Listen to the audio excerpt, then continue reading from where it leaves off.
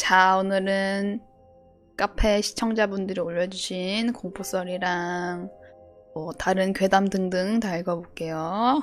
자, 첫 번째 이야기, 도모님. 옛날에 도모군 알아요? 일본 캐릭터였는데, 일러스트 캐릭터? 이거 한 번만 보고 갈래? 제가 도모군. 이 캐릭터, 얘 아직도 팔아요? 아직도 살아? 얘 진짜 귀여운데. 나 얘 클립 파일도 있었는데. 아, 얘 이름이 도모군이에요. 자, 읽을게요. 그냥 얘기했습니다. 두쫑쿠 닮았대. 자, 읽을게요. 공포라디오 11탄 사연으로 넣으려다가 지각해서 여기다 올려봐요. 처음 글 써보는 거라 쫄리네요. 간단한 썰인데 별로 안 무서움 주의입니다. 제 인생 유일하게 간접적으로 귀신 경험한 거라 올려봐요.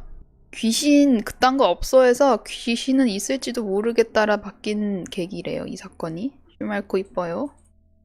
정확한 연도는 기억이 안 나지만 군대를 다녀오고 대학교를 복학한 무렵이었던 것 같아요. 저는 평일에는 대학교를 다녔고 주말에는 집 근처 DVD 대여점에서 야간 알바를 했습니다. 밤 11시부터 시작해서 아침 7시까지 근무했던 걸로 기억해요.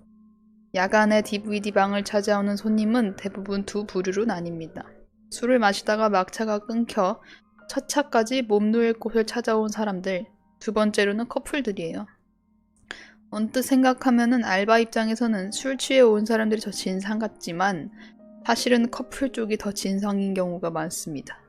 알바에게 꼬장을 부린다기보다는 그들이 떠나고 남은 방을 치울 때 목격하기 싫은 거사의 흔적을 마주하게 되기 때문이죠. 한지도 모르게 깔끔하게 뒤처리를 하고 가시는 분들도 있지만 대부분 휴지든 기윽 디귿이든 흔적을 남기고 갑니다. 가장 빡치는 거는 그걸 안 보이겠다고 숨긴다고 쿠션 사이에 쑤셔놓고 가는 경우. 그럼 그 쿠션에 막 이런 거 묻는 거 아니야? 잔해물?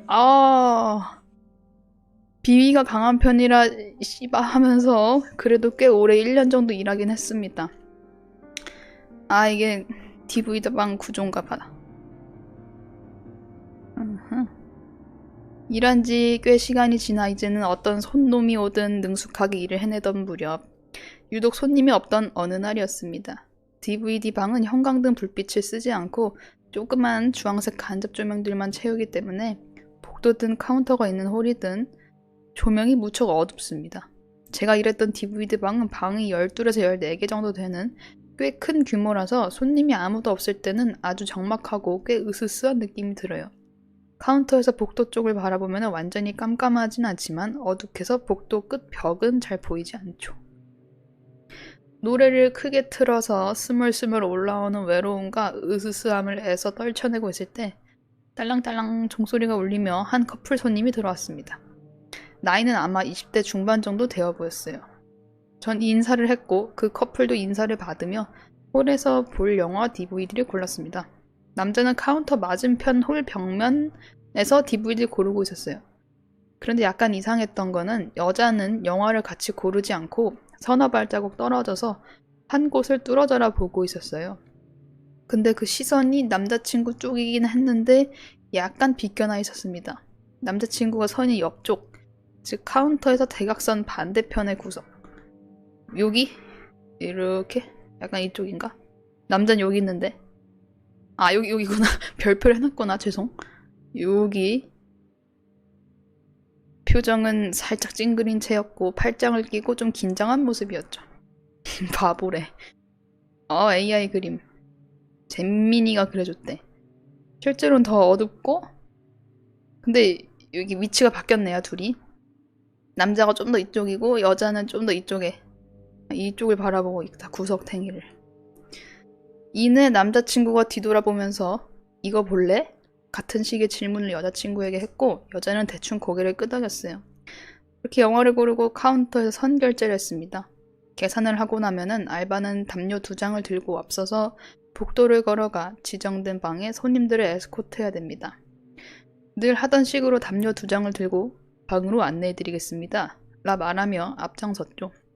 근데 뒤에서 두 분이 작게 소곤소곤거리며 나눈 대화가 들렸어요. 여자가 남자의 어깨를 털면서 오빠 나 어깨 좀 털어줘. 왜? 또 뭐 봤어? 옆에 뭐 있더라. 이런 대화를 처음 들었을 때는 별 생각이 없었어요. 무슨 소리인지 잘 이해도 안 갔고 그 커플도 작게 얘기했지만 별일 아닌 투로 굉장히 일상적인 대화처럼 했거든요. 그렇게 커플은 방으로 들어갔고 전 카운터로 왔습니다. 그 후에 곰곰이 생각해보니 뒤늦게 무서워졌습니다. 여러분은 귀신 얘기를 하고 난 뒤에는 어깨를 털어야 한다는 속설을 들어본 적 있나요? 자기 이야기를 하는데 흥미가 생긴 귀신이 이야기를 하는 사람 몸에 달라붙기 때문이죠. 뒤늦게 커플의 대화가 언젠가 들어보았던 귀신에 관한 속설이 맞춰졌습니다. 그리고 여기에 또 하나의 퍼즐이 맞춰졌어요. 여자분이 노려보고 있던 그곳은 DVD를 벽에 기대 세워둘 수 있게 거치대가 설치되어 있는 곳입니다. DVD 앞면 표지가 보이게 벽에 기대에 DVD를 세워놓는데 그곳만 평소에 자주 DVD가 넘어지거나 땅으로 떨어지고는 했어요. 그 벽 너머에 있는 방에서 DVD를 틀면은 소리 진동이 넘어와서 DVD가 자주 넘어지는 곳이죠. 그런데 종종 그 벽 너머 방에는 손님이 없어서 소리가 울릴 일이 없는데도 DVD가 넘어질 때도 있습니다. 꽤 자주 넘어졌지만 저는 귀찮게만 여겼고 별로 의식하지 않았었어요. 그런데 그 커플의 대화를 듣고 나니 혹시 그게 귀신 때문이었나 싶은 생각이 드는 거예요. 갑자기 어둑한 홀에 홀로 있는 게 무서워졌습니다.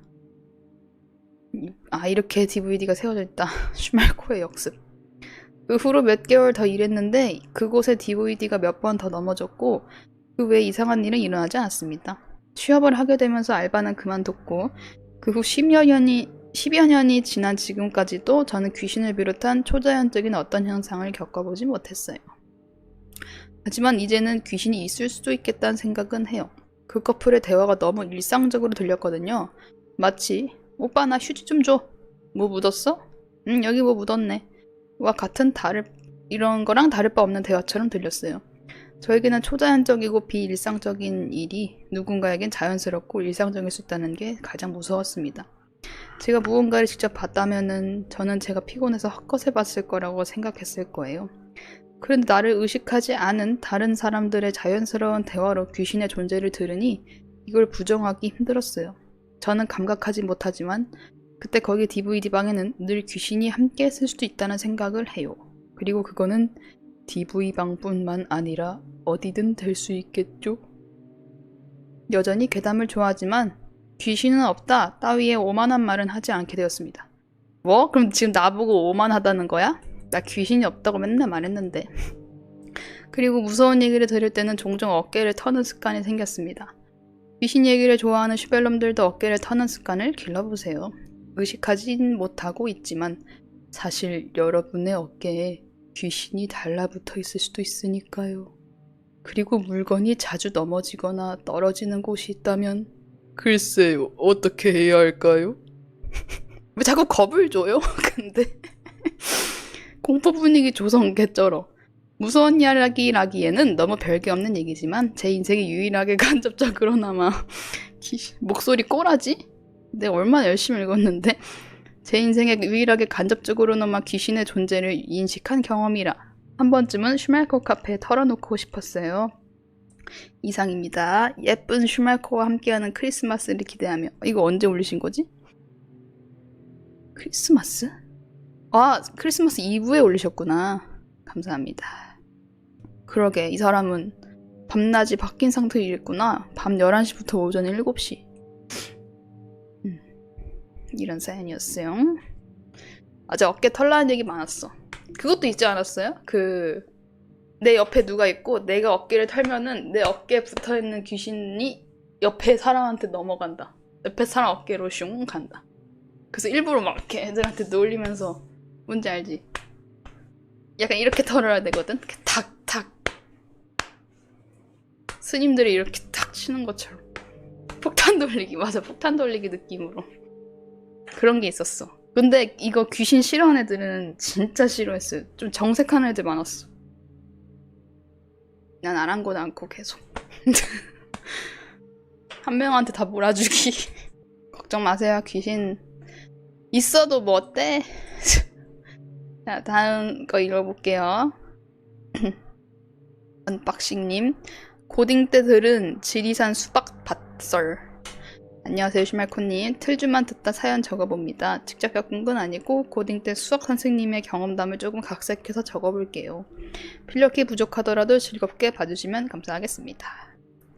때는 2014년 여름방학 직전 고1 1학기 기말고사가 끝나고 어수선한 시점이었습니다. 저희 수학 선생님은 50대 초반에 근엄하고 매사 진지하신 분이셨어요. 화풍이나 잡담, 사담 등은 일절 잘 하지 않으시는 분이었죠. 그런 수학쌤께서도 무기력한 저희들을 데리고 수업 진도를 마무리하는 게 힘들다고 판단하셨나 봅니다. 갑자기 당신이 겪으신 무서운 이야기를 하겠다고 말씀을 시작했어요. 평소 그런 얘기는 잘 하시지 않는 분이기에 저희는 귀를 기울이고 그 이야기를 들었습니다. 수학쌤은 대학교 시절 1980년대에 같은 과 친구들과 지리산으로 여름 야유회를 갔습니다. 인원은 총 8명, 여성 4명, 남성 4명. 일행 8명은 지리산 등반을 시작했어요. 들고 온 짐도 그대로 들고 등산복이 아닌 청바지와 셔츠 등을 입은 채로 말이죠. 등반은 차질이 없었고 목적지에 도달한 후에 하산을 시작했습니다. 문제는 하산하는 도중에 비가 내리면서 시작되었습니다. 비는 내리는 즉시 하늘에 구멍이 뚫린 것처럼 눈도 제대로 뜨기 힘들 정도로 퍼붓기 시작했어요. 직감적으로 곧 그치고 말 비가 아니란 걸 알 수 있었습니다. 이대로 다 같이 하산하기에는 길을 잃어버리기도 쉽고 너무 위험하다고 판단했습니다. 일단은 아래에 사진과 같이 주변 바위 그늘 같은 곳에 여하구 4분과 들고 온 짐을 모두 두었어요. 이런 곳에. 남하구 4분은 2명씩 총 2조로 나뉘어서 비를 피할 장소를 찾으며 다시 바위 그늘로 와서 모든 짐과 일행을 데리고 가기로 약속했습니다. 선생님은 그 당시 우산을 안 챙겨서 임시방편으로 비닐봉다리를 머리에 뒤집어 쓰고 불이 나게 달렸다고 했습니다. 친구 한 분과 같이 엎어지고 다 젖어가면서 최대한 민가가 있을 만한 곳을 쫓아서 달렸다고 하셨어요.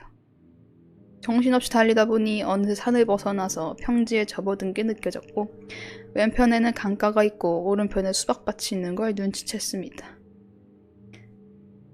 너무나 지친 선생님과 친구는 이렇게 대화를 나누었어요. 저기 수박밭에 원두막이 있으니 원두막에서 잠시 비 좀 피하고 수박을 깨먹으면서 목 좀 축이자. 서리를 하겠다는 거네. 선생님과 친구분은 수박밭에서 각자 수박 한 통을 서리해 원두막에서 쪼개어 정신없이 타는 목을 축이셨습니다. 그때 멀리서 누군가 다가오는 게 보였어요. 선생님과 친구분은 그 사람의 존재를 눈치챘고 아마도 밭의 주인일 거라고 생각했습니다.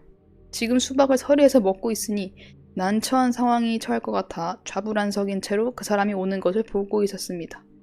그 사람이 점점 가까이 다가오면서 그 형체가 명확해졌어요. 삿갓에 도롱이를 써서 정확히 얼굴은 볼 수 없었지만 원두막으로 다가오는 것은 확실해 보였습니다. 선생님과 친구분은 밭 주인이 맞구나. 이거 난처하게 되었군. 생각하셨답니다. 원두막 아래에서 그 사람은 우두커니 서서 도롱이와 삿갓을 벗어 내려놓았습니다. 도롱이와 삿갓 아래에는 분위기와 전혀 어울리지 않는 기이한 외모의 사람이 나타났습니다. 키가 작으신 할머니 분이셨는데 머리는 막 빗어넘겨 전혀 흐트러짐이 없고 옷은 포장을 막 뜯은 의료용 꺼즈같이 때묻지 않은 흰 소복을 입고 있었습니다. 그리고는 아무런 말 없이 원두막에 턱 하고는 엉덩이를 힘없이 내려놓고 그저 영혼만 붙들고 오는 비를 바라보고 있었어요. 이 기이한 광경을 본 선생님과 친구분은 일단 말을 걸어보셨습니다. 저희가 여기 놀러온 학생입니다. 갑자기 비를 만나서 피할 곳을 찾다 목이 말라 그만 하고 사과의 말을 건네려 했지만 묵묵부답이었어요. 뻘쭘하고 어색한 침묵은 지속되었습니다. 과묵한 선생님은 아무런 말씀도 못하시고 살가운 친구분만 계속 할머님에게 말을 거셨어요. 그러나 할머니도 대꾸도 눈길도 주지 않고 그저 비만 바라보고 있었습니다. 그 상황이 지쳤는지 드디어 할머니가 입을 여셨어요. 그리고는 앞에 있는 강을 가리키며 이야기를 시작했습니다. 저 강이 내 남편, 내 아들 다 잡아먹었다. 기묘한 첫마디에 친구분은 살가웠던 얼굴을 움츠리며 할머니를 응시했고 선생님도 숙였던 고개를 펴서 이야기에 집중했어요. 할머니 얘기는 이러했습니다. 몇 년 전에 할머니는 할아버지 외아들과 같이 살면서 세 가족 모두 수박 농사를 하셨다고 해요. 그때는 서리꾼을 막으려고 원두막에서 가족들이 번갈아 가면서 24시간 수박밭을 지키는 일이었습니다. 주로 할아버지가 야간 경계를 서시는 일이었죠. 그런데 어느 날부터 할아버지가 원두막에서 졸고 있을 때 강가 쪽에서 여자 소리가 들려오기 시작했다는 겁니다. 처음에는 아주 미세한 소리였어요. 그러다가 점점 사람의 목소리로 인지되었고 나중에는 여자 목소리라는 것, 그러다가 여자 2명이 대화하는 소리 같다는 것, 며칠이 지나자 대화의 내용까지 들리더랍니다. 그 정체불명의 목소리는 강가에서 시작돼서 점점 수박밭의 원두막 쪽으로 매일 밤 가까워지고 있었어요. 대화의 내용을 들어보니 이러했습니다.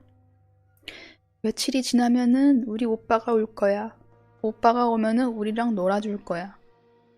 할아버지는 날이 지날수록 강도가 심해지는 이 괴이한 현상 때문에 정신적으로 힘들어지셨습니다. 그리고 며칠이 지나 여자들이 하는 대화 내용이 더욱 가까이서 들려왔고 내용도 명확해졌어요. 내일만 되면 오빠가 온다. 오빠만 오면은 우리 셋이서 놀 수 있다. 마치 환희에 찬 자매들의 대화같이 느끼셨답니다. 미심쩍게 생각하신 할아버지는 강가를 거닐다가 우연히 처음 본 낯선 낚시꾼을 만났습니다. 외지인을 본 할아버지는 정말 무심결에 혹시 여동생 2명 때문에 오는 거예요? 라고 물어봤고 낚시꾼은 사색이 되었습니다. 어떻게 하셨어요? 어릴 때 물놀이 하다가 여동생 2명이 여기서 죽었고 그 길이에요. 그래서 왔어요. 할아버지는 이때까지 겪은 경험을 낚시꾼에게 천천히 설명하고 돌아가기를 권유했습니다. 낚시꾼은 얌전히 인사하고 곧장 그곳을 나와 돌아갔어요. 문제는 그날 밤에 발생했습니다. 할아버지는 그날 밤에도 원두막에서 졸고 계셨습니다. 여자 2명이 떠드는 소리가 또 다시 들려오기 시작했습니다. 그날의 음성은 달랐습니다. 그 여자들의 목소리에서 광기와 분함이 섞여 있는 게 너무 명확하게 느껴졌다고 합니다. 그들이 말하는 내용은 우리 오빠를 할아버지가 쫓아냈으니 할아버지가 우리랑 놀아줄 거야. 더 이상 자다가 헛것을 들었다고 할 수 없다고 할 지경이었습니다. 저 멀리서 들리던 소리의 근원이 점점 그러나 확실하게 가까워지는 게 느껴졌다고 했습니다. 자매들은 계속 같은 내용을 읊조리며 강에서 시작해 수박밭을 가로질러 원두막을 타고 들어와 할아버지 귓가에 대고 속삭이기 시작했습니다.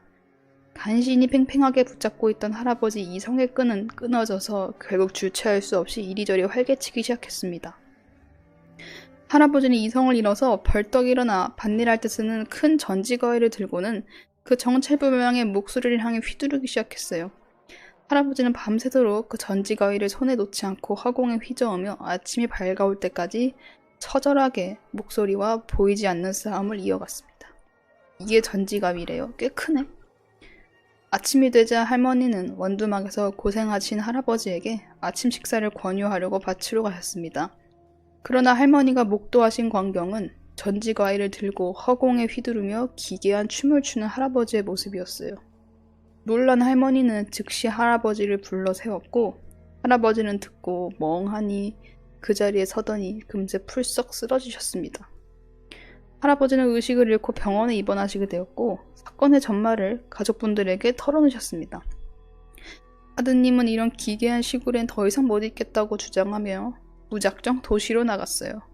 비극적이게도 1970년대에 대한민국 건설 붐 시기 건설 노동 현장에서 아드님은 일을 하시다가 사고와 함께 돌아가셨습니다. 할아버지도 병실에 입원하신 후 기운을 차리시지 못해 끝내 숨을 거두시게 되었어요. 할머니의 이야기를 다 들은 선생님과 친구분은 숙연해졌습니다. 선생님의 말로는 지금 고려대 다니는 나름 지식인이라는 내가 이런 불쌍한 할머니 집에 수박을 훔쳐먹고 있는 게 말이 되냐고 느끼셨다고 했습니다. 숙연해진 분위기에 친구분과 선생님은 고개를 숙이고 침묵이 잠시 이어졌어요. 그러다 잠시 고개를 들고 위로의 말씀을 전하려는 순간 시야에 뭔가 허전해짐을 느꼈습니다. 할머니의 존재가 없어진 겁니다. 친구분과 선생님은 방금까지의 숙연함은 무릎에 먼지처럼 털어버리고 할머니의 존재를 두리번거리며 찾았습니다. 주변이 강가이고 밭도 나름 평지라서 절대 조금 걷는다고 시야에서 벗어날 수 있는 지형이 아니었어요. 벗어놓은 도롱이와 삿갓도 흔적도 없이 사라지고 떠날 때의 소리와 기척도 없었습니다. 그저 빗소리에 묻혔다 보기에는 너무 기이해서 친구들과 선생님은 일어나서 주변을 둘러보았어요. 그러다가 한 물체에 두 분의 시야가 고정되었습니다. 그것은 밭에 처박힌 채로 녹으로 뒤덮인 커다란 전지가위였습니다. 두 분의 시야가 그 전지가위에 모이고 시간이 얼어붙은 그 순간 몸에 소름이 돋고 약속이라도 한 듯 두 분은 그냥 동시에 뛰었다고 했어요. 친구분과 선생님은 그저 약속했던 바위 그늘로 아무런 말 없이 다시 뛰어가기 시작했습니다. 바위 그늘에 다시 찾아가니 다른 곳을 찾아갔던 남하고 2인은 진작에 도착해 있었고 다른 여하고 4명은 왜 이제 왔냐고 소리를 벅벅 질렀어요.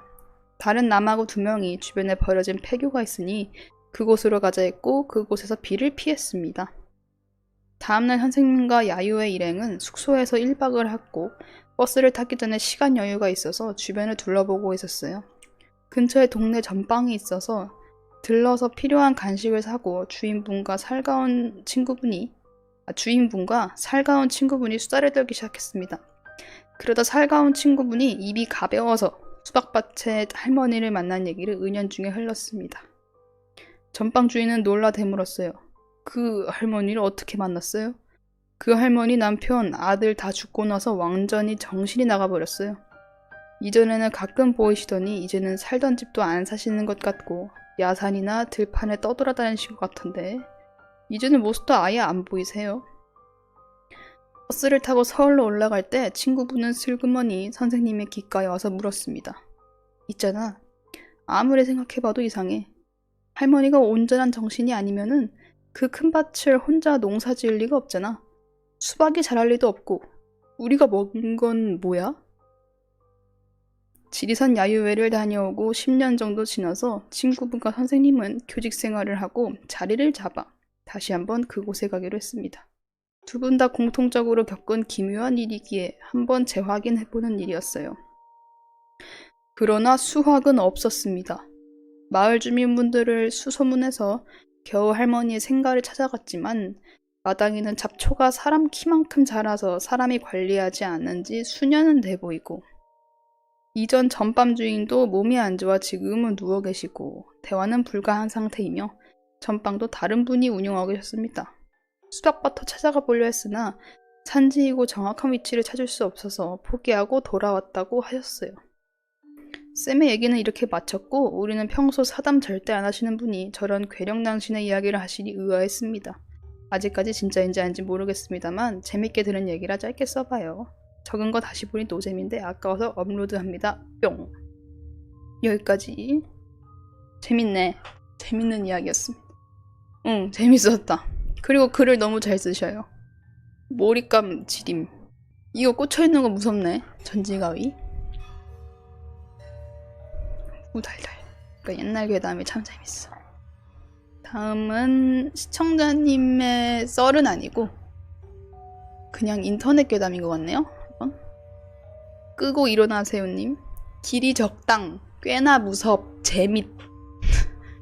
시험 성적을 올리는 비법. 아! 방학인데 좀 더 일찍 읽을걸. 아, 기말고사 하기 전에 읽어드릴걸.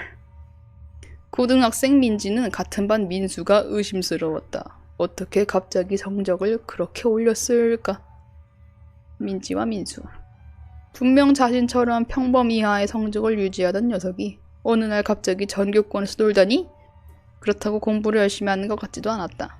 방과 후에는 매일 온라인 게임에 접속해 있었고 학교에서도 공부하는 모습을 보진 못했다. 쉬는 시간에도 맨날 견과류 같은 거나 까먹고 있었다. 어떻게 그럴까? 민지는 민수와 그렇게까지 친한 사이는 아니다. 아니지만 물어보지 않고는 견딜 수 없었다. 혹시 컨닝 같은 조심스러운 이야기가 나올까봐 일부러 점심시간에 민수를 찾아갔다. 민수는 운동장 한쪽에서 무언가를 까먹고 있었는데 쭈뼛 다가간 민지가 물었다. 맘마가? 응, 도토리. 도토리? 도토리를 생으로 먹던가? 민지는 고개를 갸웃했다. 혹시 생도토리가 두뇌에 좋은가? 까드득 까드득. 민수가 맛있게 도토리를 먹는 모습을 얼마간 지켜보던 민지는 조심스럽게 본론에 들어갔다. 있잖아, 너 성적 말이야. 되게 갑자기 올랐더라? 어떻게 그래? 뭐 공부를 많이 하는 거야? 아니면은 뭐... 말끝을 흐리는 민지를 가만히 돌아보는 민수. 갑자기 눈을 빛내면서 물었다. 알려줘? 뭐? 비법을 알려줄까? 그럼 좋지. 알았어. 그럼 방과 후에 나 따라와. 민수는 더 자세한 얘기를 해주진 않았다. 민지는 뭔가 비법이 존재하고 그것을 알려준다는 것만으로 기뻤다. 방과 후에 민수는 민지를 학교 근처 산으로 데려갔다. 가면서 민수는 선심을 쓰는 듯이 말했다. 절대로 아무한테 말하면 안 돼. 뭐 원래 네가 좀 조용한 성격인 건 나도 아는데 그래도 절대 떠들고 다니면 안 돼. 알았어. 그리고 내가 너 이거 알려주는 대신에 너도 나 도와줘야 돼. 알았지? 알았어. 민수는 등산로를 벗어나기 시작했고 어느 작은 굴 앞에 멈춰섰다.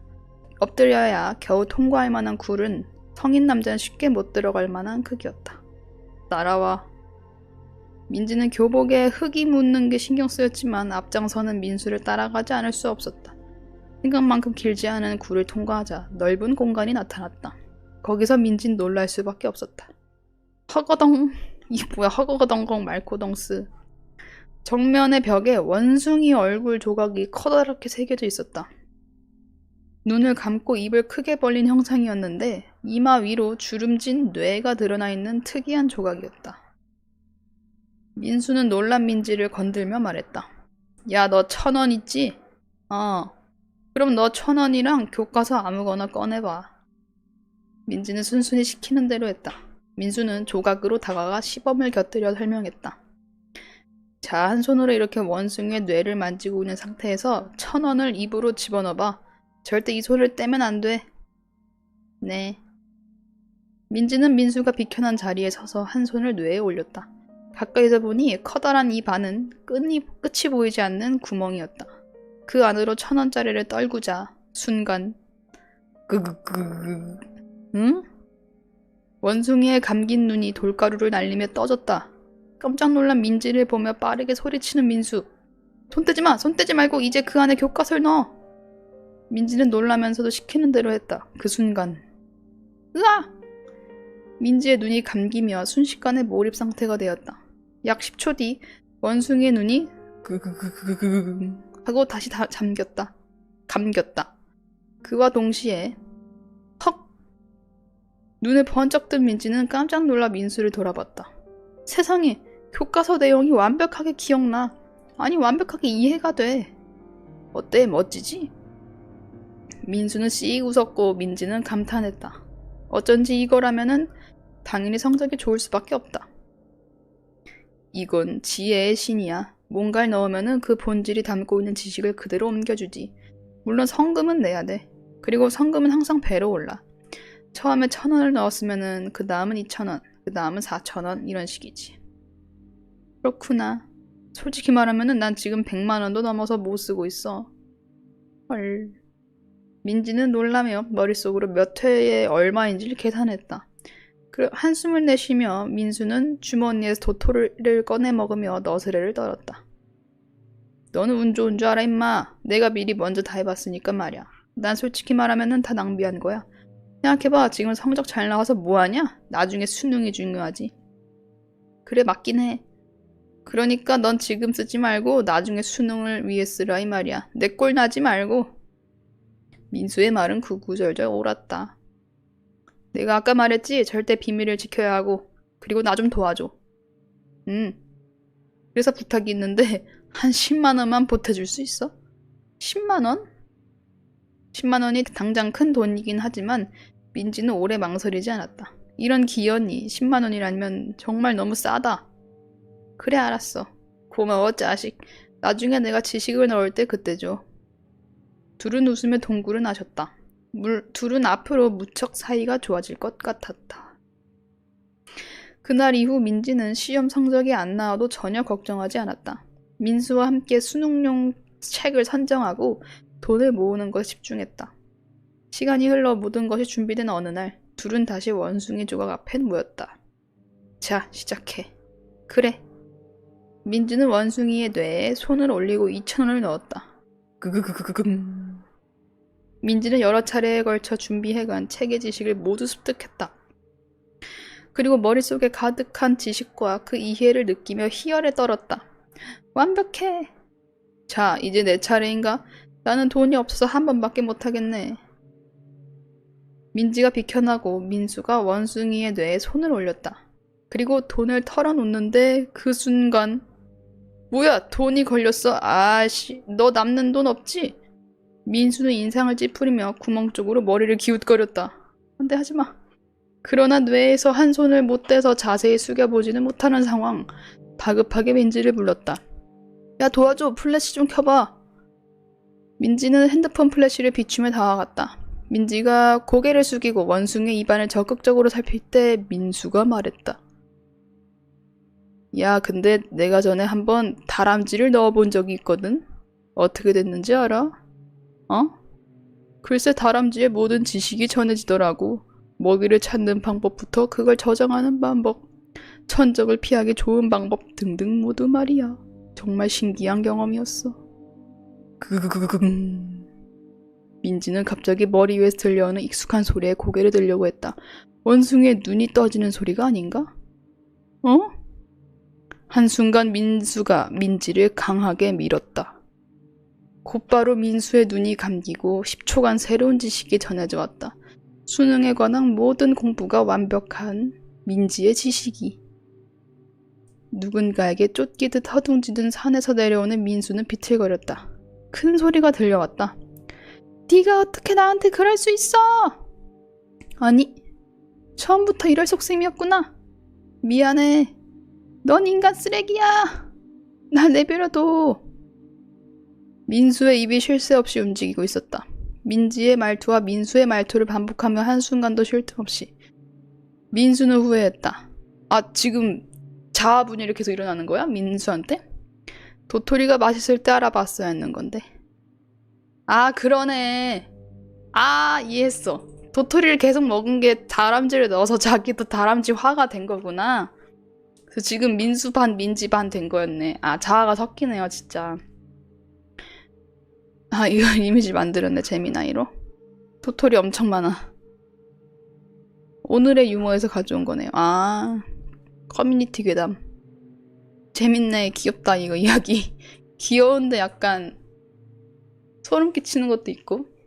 잼나다. 민수 이제 어떻게 사냐고? 람마처럼 살아야 하나? 민수 2분의 1. 민수 2분의 1. 자, 다음 썰. 다음은 시청자님 공포썰. 뭐야, 같은 분이네요? 언박싱님? 아까 그 수박밭 얘기 올려주신 분? 사이비 교회 한번 갔다 온 썰. 안녕하세요, 말코님. 문득 이전에 사이비 교회 갔다 와본 적이 있어서 공포인지는 애매하지만 짧게 써볼게요. 때는 제가 고등학교 2학년 때였습니다. 저희 학교는 시골 읍내 학교로 주변 시설이 열악해서 들락거리는 곳이 상당히 제한적이었습니다. 그중 한 곳이 국화빵을 파는 부스가 있었고, 맛있겠다. 문구점이 있는 3층 건물이었습니다. 국화빵 부스는 주차관리소처럼 좁은 고정 부스이고 항상 2~3명씩 줄을 서고 있었습니다. 여름을 제외하고 수년간 고정된 장소에서 장사를 이어가고 있었습니다. 저는 문구점에 자주 들리면서 그 풍경을 봤지만 별 관심을 가지지 않았어요. 대략적인 건물의 풍경은 이러했습니다. 이렇게 3층 사이비 이렇게 적은 게 웃기네. 어느 점심시간 저는 친구들과 학교 농구장에서 슛 연습을 하며 노가리를 까고 있었어요. 한 친구가 말했습니다. 니 땡땡 문구 있는 건물에 풀빵 가게 알지? 알지 와? 거 건물 3층에 땡땡땡이라 하는 사이비 교회 있는 거 아나? 그리고 풀빵도 거 사이비 사람들이 반닥하제. 저는 좀 의아했습니다. 부모님의 강제이긴 했지만 교회를 몇 년 다녀본 저로서는 사이비가 그렇게 대놓고 사회에서 활동하는 게 이상했기 때문입니다. 당시의 좁은 고딩의 식견으로는 그들은 어떻게든 교회의 신도들이나 시민들을 속여 끌어들이기 위해 최대한 자신들을 숨겨야 할 텐데 버젓이 대로에 있는 건물에서 활동한다는 게 이해가 안 갔기 때문이에요.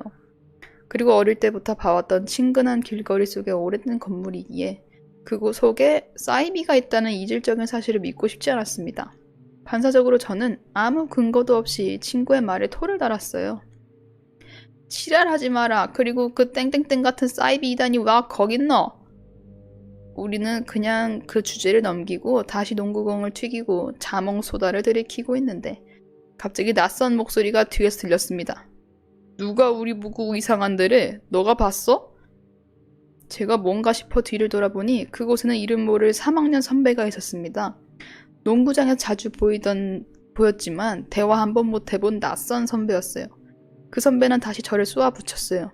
야, 너 우리 교회 와봤어? 한번 와볼래? 네? 아, 네. 망할 놈의 상황수습용 예스맨 기질이 발동해서 저는 그만 수락해버리고 말았어요. 저의 대답을 듣고는 선배가 이번 주 토요일 주말 자습이 끝나고 교회 건물 앞으로 오라고 했습니다. 저희 학교는 격주로 토일에 주말 강제 자습이 있었어요. 아침 9시부터 17시 반까지. 기숙사생은 20시까지 기숙사로 복귀.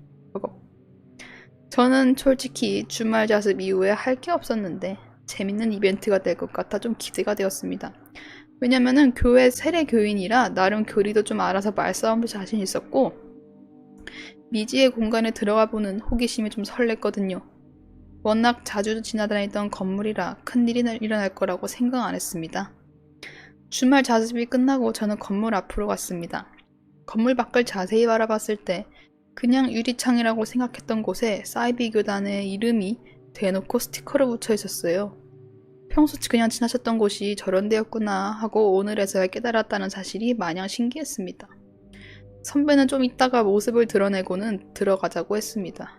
딱히 전도에 대한 열의는 없어 보였고 주기적으로 오는 사람의 일상적인 태도였어요.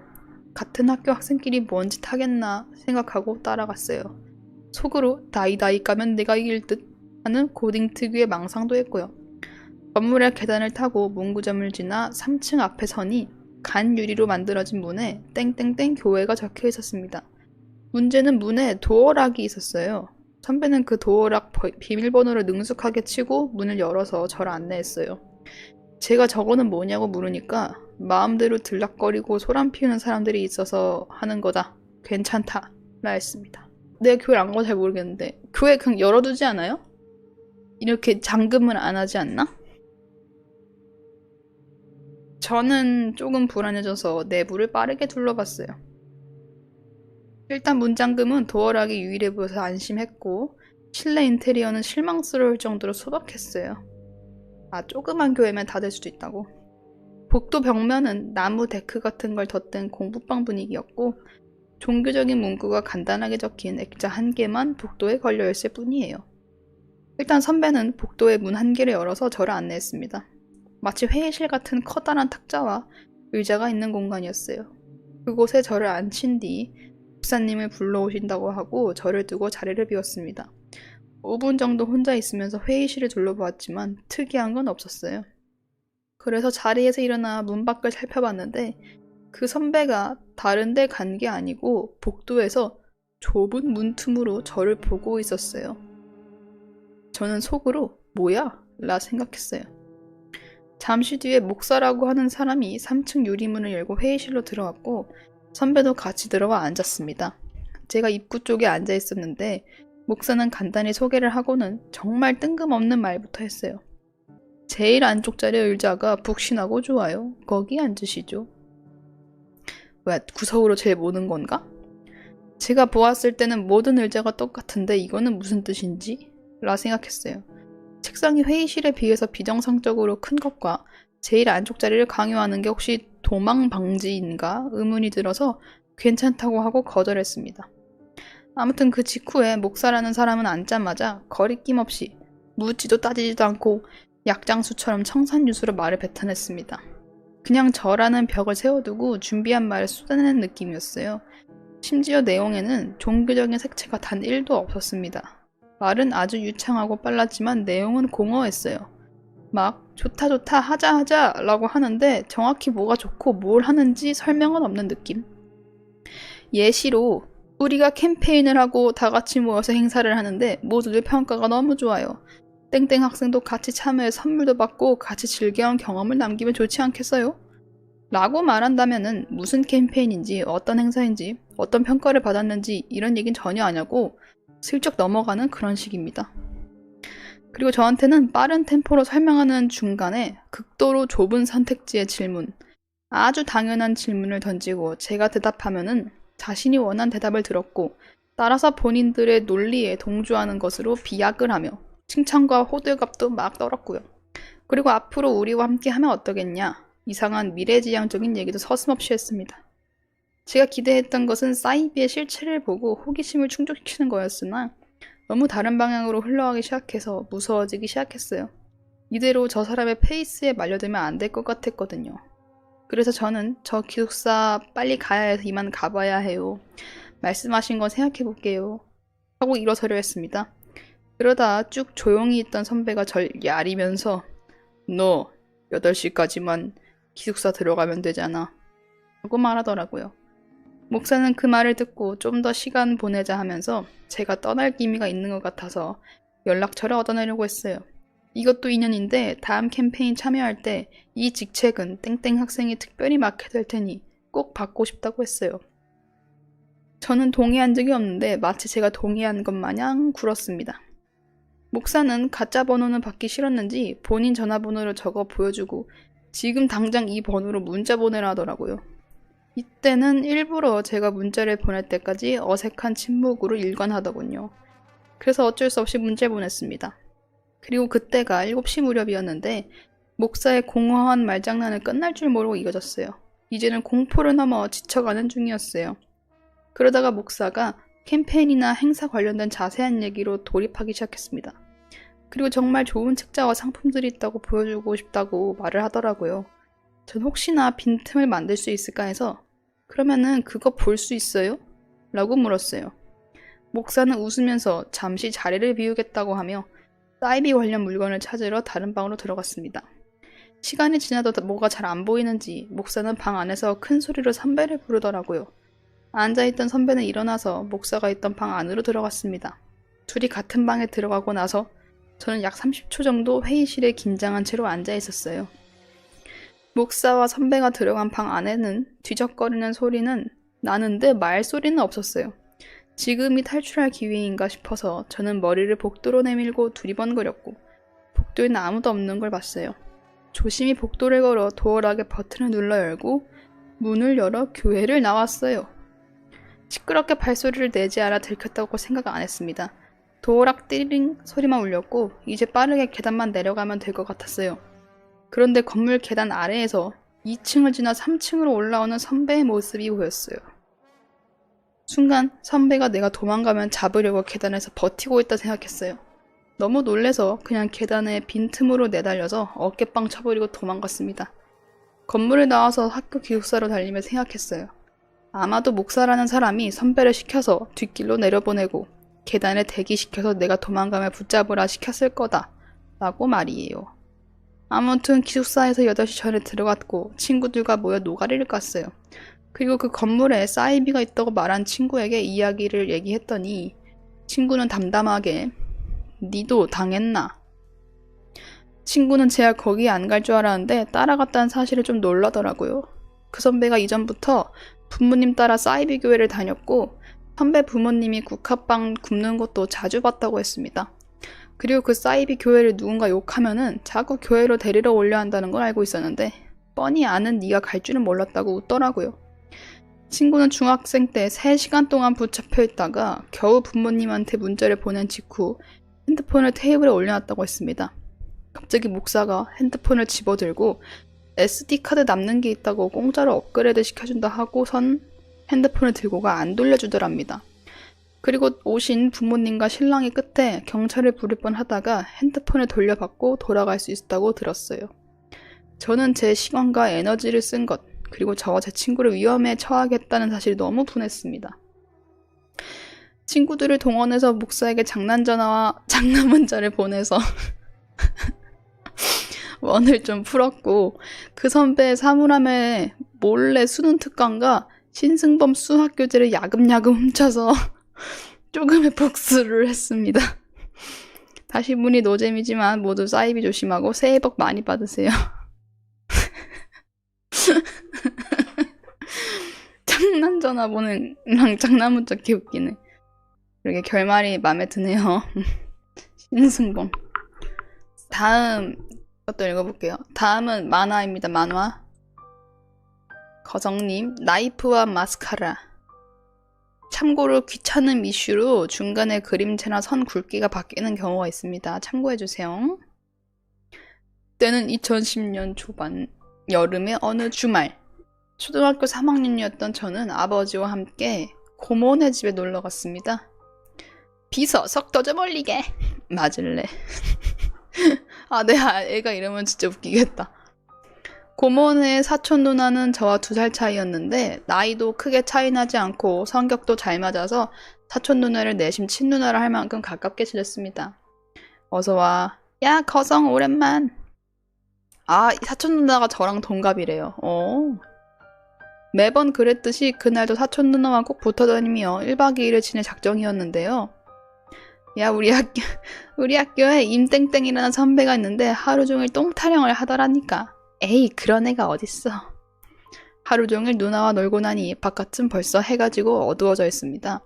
그 사실을 안 저희는 되려 신이 났는데요. 그 이유인 즉슨 당시 사촌 누나의 방에는 컴퓨터가 풀 세팅되어 있었는데 어른들이 술과 함께 회풀을 풀고 비교적 일찍 잠에 들고 나시면은 저희는 밤새 몰래 컴퓨터 하기가 가능했기 때문입니다. 우와, 이거 시프트 키로 일정하게 선 그은 거 웃기다.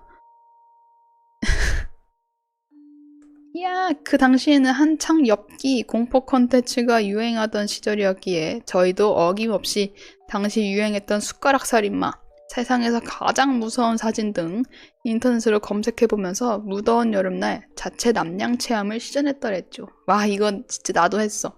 뭐 나랑 비슷한 나이대신 것 같은데 옛날엔 이거 검색하는 게 무서운데 왜 자꾸 궁금해서 검색했는지 몰라. 아, 숟가락 살인마다. 왼쪽에는 집을 보면은 얼굴의 형상이 어쩌고저쩌고. 맞아, 이런 거 있었어요. 어떤 커다란 사진인데 왼쪽에 있는 어떤 사물을 보면은 뭐 여기 있는 얼굴이 어떻게 바뀐다, 막 그런 거 있었어. 근데 이제 그 구라로 집중해서 보고 있는데 사실은 JPG나 PNG가 아니고 GIF였던 거야. 움짤이었던 거야. 열심히 보고 있는데 갑자기 이미지가 우다다다 하면서 막 달려오는 그런 거 많았어. 개 무서워, 진짜. 어릴 때 그런 악질 이미지 많았어요. 한참 모니터 화면을 바라보고 나니 저와 누나 모두 머리도 아프고 눈도 따가워져서 컴지를 잠시 쉬기로 했습니다. 좀만 쉬었다 하자. 벽에 걸린 시계를 보니 어느덧 밤 12시가 넘어 있더군요. 보통의 그 나이대 어린이들이라면은 깨어있기가 드문 시간대였지만 주말이기도 했고 쓸데없이 체력이 남아돌 나이라 깨어있을 수 있지 않나 싶었습니다.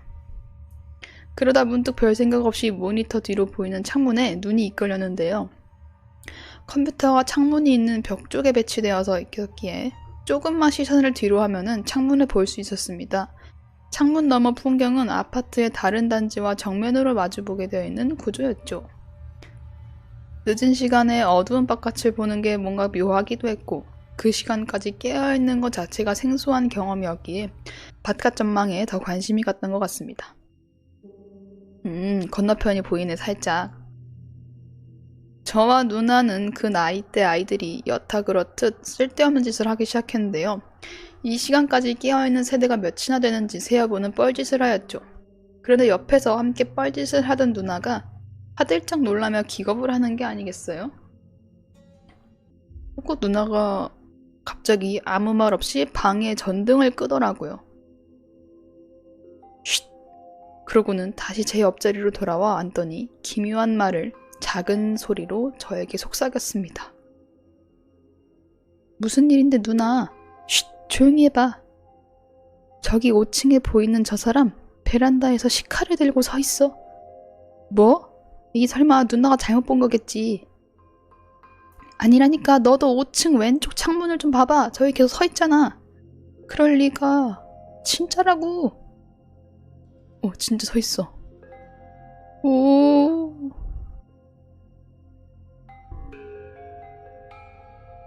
누나의 말을 듣고 조심스럽게 그곳을 바라보니 거기에는 정말로 어떤 남자가 마네킹처럼 굳은 몸으로 베란다에 서서 창문을 바라보며 바깥을 응시하는 모습이었습니다. 칼인지 무엇인지 정확하게 판별할 수 없었지만 바깥에서 은은하게 흘러들어오는 불빛에 비추어져 보이는 날카로운 흉기 같은 무언가가 손에 쥐어져 있는 것을 똑똑히 목도하고 만 것입니다. 어떡하지? 경찰에 신고할까? 그렇게 했는데 사실 아무 일도 아니면 민폐만 끼치는 거 아니야? 어른들 깨워서 말씀드려볼까? 근데 괜히 말했다가 저 사람이랑 휘말리게 되거나 무슨 일 생기면 어떡하지? 사실 자기 집에서 그냥 칼만 들고 있는 거지 무슨 일은 저지르고 있지 않잖아. 베란다에서 생선을 뜨고 있는 걸 수도 있고 그냥 냅두자. 누나와 말을 주고받으며 나름대로 긍정회로를 돌리던 저희였는데요. 사실 무서워서 그랬던 것 같고. 그런데 그때 사촌 누나가 상상도 못하는 폭탄 발언 한마디를 던져버립니다.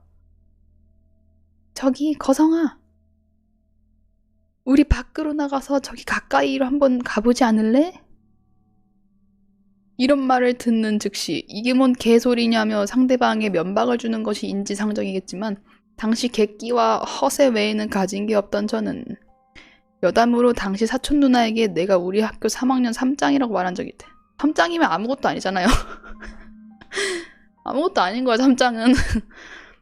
아, 남는 가자면 당연히 갈 수 있지. 근데 누나 괜찮아? 설마 누나가 먼저 얘기 꺼내놓고 이제 와서 내빼는 건 아니겠지? 땀 흘리고 있어. 겨드랑이 다 젖었어.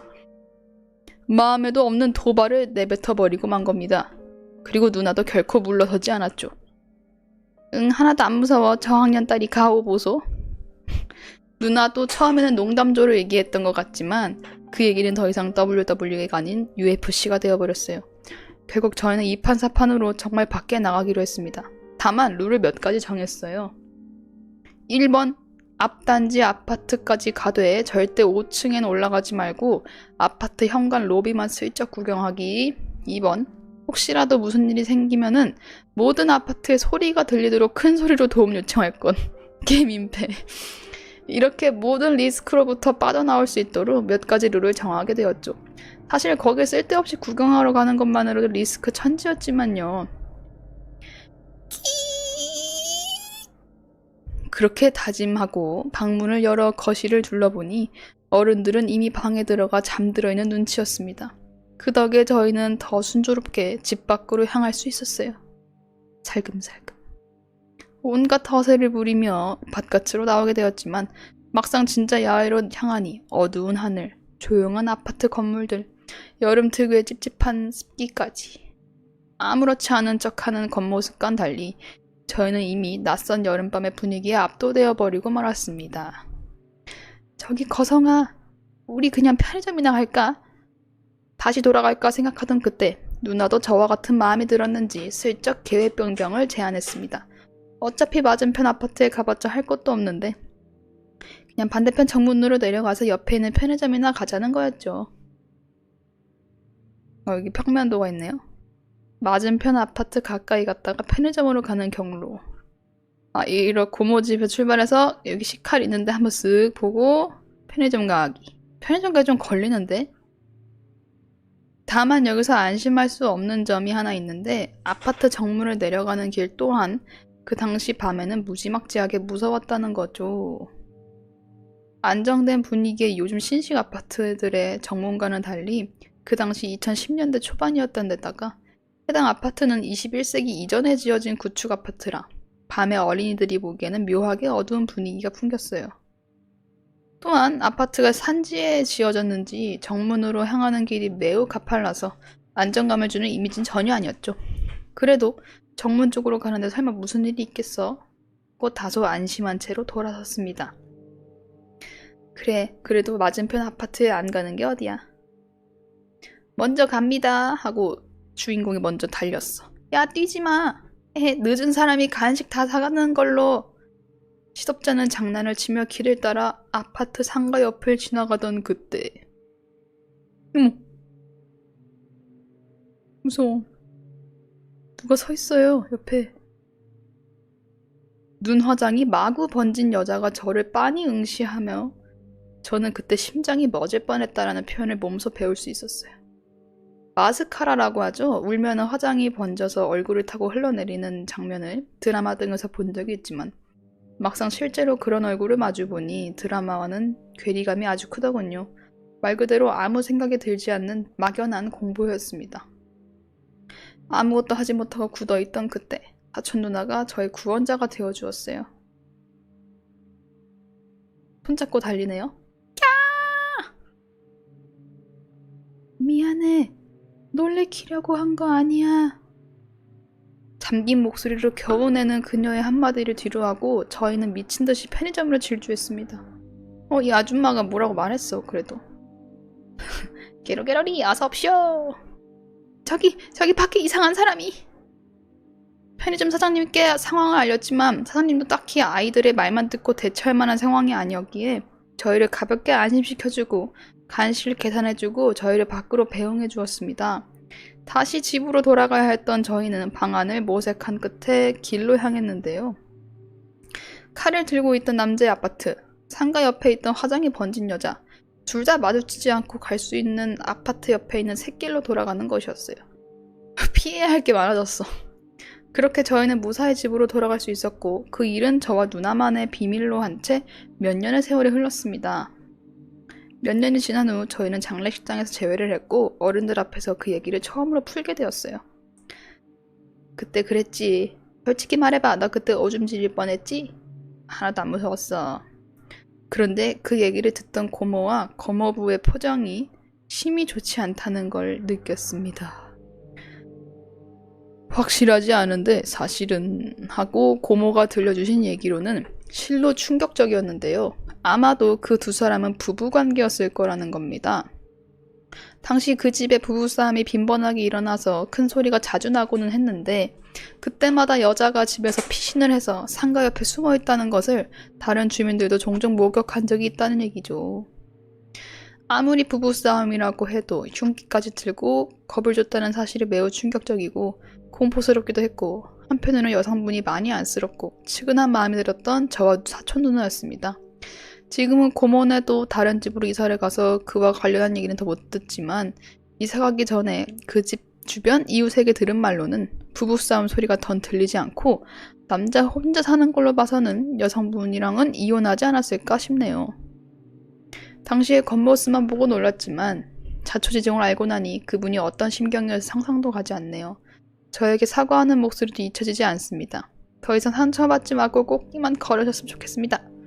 이상 저와 사촌 누나의 철없는 일대기를 바탕으로 한 현실 공포 만화였어요. 다음에는 스토리든 그림이든 더 공부해서 발전해 오도록 하겠습니다. 봐주셔서 감사하고 다음에 또 만나요. 오호. 그림은 계속 잘 그리시는데요? 스토리도 재밌고? 그러면은 이분이 약간 그렇게 무섭게 그렸지만 헌터 팜 같은 거네요. 겉으로는 무섭지만 착한 여자 그런 거. 이게 우셔가지고 마스카라가 이렇게 있었던 거구나. 팜은 안 착하다고? 아무튼 비슷해. 세상에서 제일 무서운 사진의 비밀. 이거 한번 볼까? 손가락 살인마랑 갑자기 넘어가는 이야기. 대략 무서운 것에 관심이 있는 사람이라면 한 번쯤 봤을 법한 사진이 있습니다. 일명 세상에서 가장 무서운 사진. 진짜 오랜만이다 이거. 이거 여러분 알아요? 난 진짜 많이 봤었어. 이게 막 계속 구석구석에 뭐가 디테일하게 있대. 근데 나는 무서워서 잘 못 봤었어요 어릴 때. 이게 2005년에서 2006년에 각종 커뮤니티 사이트에 처음으로 뜨기 시작했습니다. 그러나 그 당시에는 크게 이슈가 되지 못했는데 2009년에 뜬금없이 다시 유행했다. 이 사진을 처음 보면은 아니 어디가 무서운데? 라는 반응이 있을 겁니다. 하지만 얽힌 얘기가 있는데 이것은 2002년 일본에서 한 작가가 찍은 사진이다. 그리고 이 사진은 곧 세상에서 가장 무서운 사진으로 낙점이 된다. 사진 작가는 이 사진을 단지 흑백으로 바꾼 것 빼고는 사진에 아무런 수정도 가하지 않았다고 한다. 얼핏 보면은 철로를 찍은 평범한 사진처럼 보이지만 계속 보고 있으면 어딘가 불편해지는 기분이 든다. 왜 그럴까? 동그라미가 엄청 많아요. 첫 번째, 철로 가운데 서 있는 사람의 얼굴이 투명해서 그 뒤에 철로가 그대로 비친다. 더 소름 끼치는 건 고개를 돌려 카메라를 노려보고 있다. 근데 뭔가 이거는 그냥 옛날 이미지라서 얼굴이 깨진 것 같고. 두 번째, 철로를 기준으로 왼쪽은 과거, 오른쪽은 현재? 아, 왼쪽은 과거, 오른쪽은 현재. 그러네. 근데 이거는 그냥 여기가 개발된 거 아닐까? 티적 생각. 오른쪽이 뭐 개발됐겠지 뭐. 세 번째, 왼쪽에 위치해 있는 집 담장에 4개의 얼굴이 걸려있다? 개업질해. 옛날엔 이런 거 많았어. 뭘 알아. 미안하대. 이렇게인가? 이거에? 하나, 둘, 셋, 넷. 네 번째, 맨 끝에 있는 철로 부분이 끊겨져 있다. 끝부분에 갈라진 철로 왼쪽은 천국, 오른쪽은 지옥? 이거 누가 정한 건데? 이거 그 열차가 들어오고 있는 거 아니에요? 이거? AI 해상도 업스케일 해달래. 다섯 번째, 왼쪽 건널목에 흰 옷을 서 입고 있는 남자의 목이 없다. 그리고 이 남성은 칼로 여성을 찌르려 하고 있다. 이거 어떻게 알았지? 이 사람 목이 없는 게 아니고 고개를 숙인 거 아닐까? 칼이 없어. 그리고 여섯 번째, 오른편에 있는 무덤이 파헤쳐서 시신이 나뒹굴고 있다. 아, 약간 근데 시신처럼 보이긴 한다. 일곱 번째, 우측을 자세히 보면 사람의 팔 같은 게 나와 있다. 이거. 여덟 번째, 미리 보기는 흑백이 아니라 컬러로 나온다. 오! 이건 신기하네. 이게 무슨 일일까? 아, 옛날 윈도우. 그냥 근데 옛날 윈도우 오류 아닐까? 당시 네티즌들의 반응. 지랄, 그냥 편집한 거야. 웃기다. 이거 홍대에서 기찻길 찍은 뒤에 합성시킨 거라니까. 흑백 처리하고. 왕소금 구이랑 은행 안 보이시나? 이거 지랄하네. 저기 신촌 로터리 위쪽이거든. 왕소금 구이 안 보이나? 어디? 왕소금 구이가 어딨어요? 아! 잠깐만. 여기 있네. 왕소금. 여기 찾았다. 여기 왕소금. 내 마우스. 왕소금 있네. 아, 미친. 한국이었네. 아, 개웃겨. 세계에서 가장 무서운 사진이라고 누가 인정하던가요? 하나도 안 무섭습니다. 저곳은 우리나라가 아니라 19세기 유럽? 19세기 유럽에 왕소금이 있나요? 포토샵하고 합성 쳐넣은 거잖아. 지식이 없는데 왜 지식인을 올려? 지식이 없는데 지식인을 왜 올려? 웃겨. 왕소금이네. 사진의 진실을 향해 출발. 그러나 슬슬 저도 저 사실이 가짜가 아닐 거라 생각해서 찾아봤는데, 뭔가 조사를 하셨네요? 일단 소문 중에 하나인 2002년에 찍은 사진이라는 건 사실이고, 낮 5시 47분에 촬영한 것 같고, 그리고 2002년에 이 사진이 세계에서 가장 무서운 사진이라고 낙찰된 건 거짓이라고 보입니다. 당시 그런 기사는 하나도 없었고, 그리고 이거 왕소금. 게다가 일본도 거짓말. 혹시 이게 뭐라고 써져 있는지 알아내면은 주변의 위치도 알 수 있지 않을까? 하고 생각했습니다. 구글링 결과 많은 네티즌들은 황소금이라고 하더라고요. 저는 그래서 황소금을 중심으로 구글링 했습니다. 그러나 아무리 찾아봐도 황소금과 관련된 건 없었고, 픽셀이 깨져서 잘 알 수도 없었고, 답답해하고 있던 도중 뜻밖에도 네이버 지식인의 댓글에서 그 해답을 찾을 수 있었어요. 이거네. 아까 예엠병들 하네. 저기 신촌 로터리 위쪽이거든. 왕소금 구이 안 보이냐? 내가 저기 살아서 알거든. 요즘에 철로 없애고 홍대랑 걷고 싶은 거리 이어 만든다는데 아닐 수도 있고. 크크. 하여튼 저기 지하철로 생겨서 공사하는 중. 요즘에는 킥. 왕소금이었구만. 그렇게 해서 찾는데 드디어 흥미로운 사진 한 장을 발견했습니다. 아, 미친. 기찻길 왕소금. 잠깐만. 맞네. 여기 봐봐. 기찻길 왕소금. 기찻길 왕소금. 게다가 기찻길 옆에 있잖아요. 맞네. 바로 이것입니다. 이 사진은 2007년 4월 14일에 어떤 사람이 올린 사진이고 바로 기찻길 왕소금이었습니다. 와, 사람 엄청 많아. 더 검색했는데 더 나왔고 계속 구글링 하던 중에 한 블로거가 이 가게의 위치를 표시한 지도를 올렸는데 이게 매우 도움이 되었습니다. 아, 경의중앙선? 또 경의선 근처에는 와우교라는 다리가 있는 것도 확인해봤습니다. 아, 이렇게 지도까지 나온 만큼 저 미스터리 사진의 장소를 찾는 건 시간 문제로 보였습니다. 그러나 아무리 저 지도에 표시되어 있는 경의선을 검색해봤는데 위에 미스터리 사진과 관련된 장소는 단 한 개도 뜨지 않습니다. 왜일까요? 계속 찾아보던 중에 이 경의선 철로가 2006년부터 2013년까지 철로와 그 주변이 철거되고 경의선 숲길이 조성되고 있다는 사실을 확인했습니다. 혹시나 살펴봤지만 위 지도에 표시된 와우교 근처의 철로도 예외가 아니었습니다. 공사 계획표까지 가져오셨어. 이 이유 때문에 아무리 검색해도 안 나왔대. 아, 그래서 제가 포기했냐고요? 당근 아니죠. 물론 계속 구글링 해야 한다는 것 때문에 짜증났지만 그래도 쉽게 포기할 수 없었습니다. 일단 저 철로와 그 주변이 2006년부터 철거되기 시작했다는 거는 그 이전에는 계속 남아있었고 기차도 계속 달렸다는 얘기가 되기 때문입니다. 그래서 저는 철거되기 이전의 사진을 찾으려고 참으로 무식한 방법을 동원했습니다. 바로 관련 단어를 하나씩 합쳐서 검색해 나가는 방법이었어요. 경의선 철로 철거 전, 경의선 철로 과거 사진, 경의선 철로 와우교, 경의선 철거 2005년. 이 사람 대박이다. 솔직히 말하자면 이 방법은 진심 컴퓨터를 때려 부수고 싶을 정도로 매우 고된 작업이었습니다. 아무리 검색해도 저 미스테리 사진의 위치와 비슷해 보이는 사진이 단 한 장도 안 나왔기 때문이죠. 그리고 이러한 방식은 결국 결실을 맺어 계속 검색하다 드디어 눈에 익은 사진 한 장을 찾습니다. 아, 미친! 찾았다! 철거되기 이전의 경의선. 와, 맞네. 네, 어느 한 뉴스에서 경의선 숲길을 다루면서 와우교 구간의 경의선이 철거되기 전에 사진을 올렸는데 이게 미스테리 사진이랑 매우 똑같습니다. 한번 몇 군데 비교해 보겠습니다. 와, 그냥 똑 빼갔네. 여기 창문 2개 요거. 요 집. 뭐야, 완전 똑같구만. 아, 이 밑에 그 쓰레기들이네요, 이거 밑에.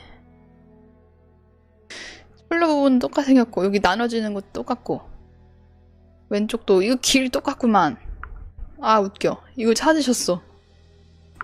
보시면은 미스터리 사진이랑 아주 똑같다는 거 알 수 있고, 즉 세상에서 가장 무서운 사진이라 알려져 있는 사진은 실제로 전혀 무서운 사진이 아닙니다.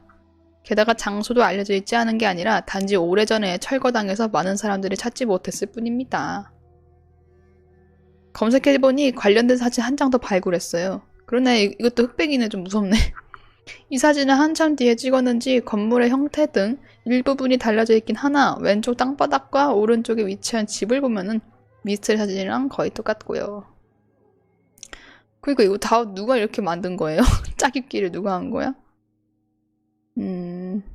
실제로 위에 목이 없는 남성이라고 소개한 사람도 자세히 보면은 머리가 멀쩡히 달려 있습니다. 그러니까 픽셀이 깨져서 그런 걸로 보인 것 같다. 어느 지식인이 미리 보기에 뜨는 색상을 합성한 사진이래. 이런 거 요즘에 업스케일하면 좀 조금 괜찮아질 수도 있겠다. 그리고 오른쪽에 무덤이 있는 거는 사실 무덤도 아니고 그냥 담장에 흔히 보이는 언덕. 철로도 안 끊겨있고 잘 이어져 있어. 팔은 사람 팔이 아니고 쓰레기. 아, 그리고 담장에 사람 얼굴이 매달려 있는 것도 사실 그냥 전등입니다. 가로등. 가로등이나 이렇게. 근데 이제 이렇게 보면은 얼굴 같아. 눈, 입. 대박이다.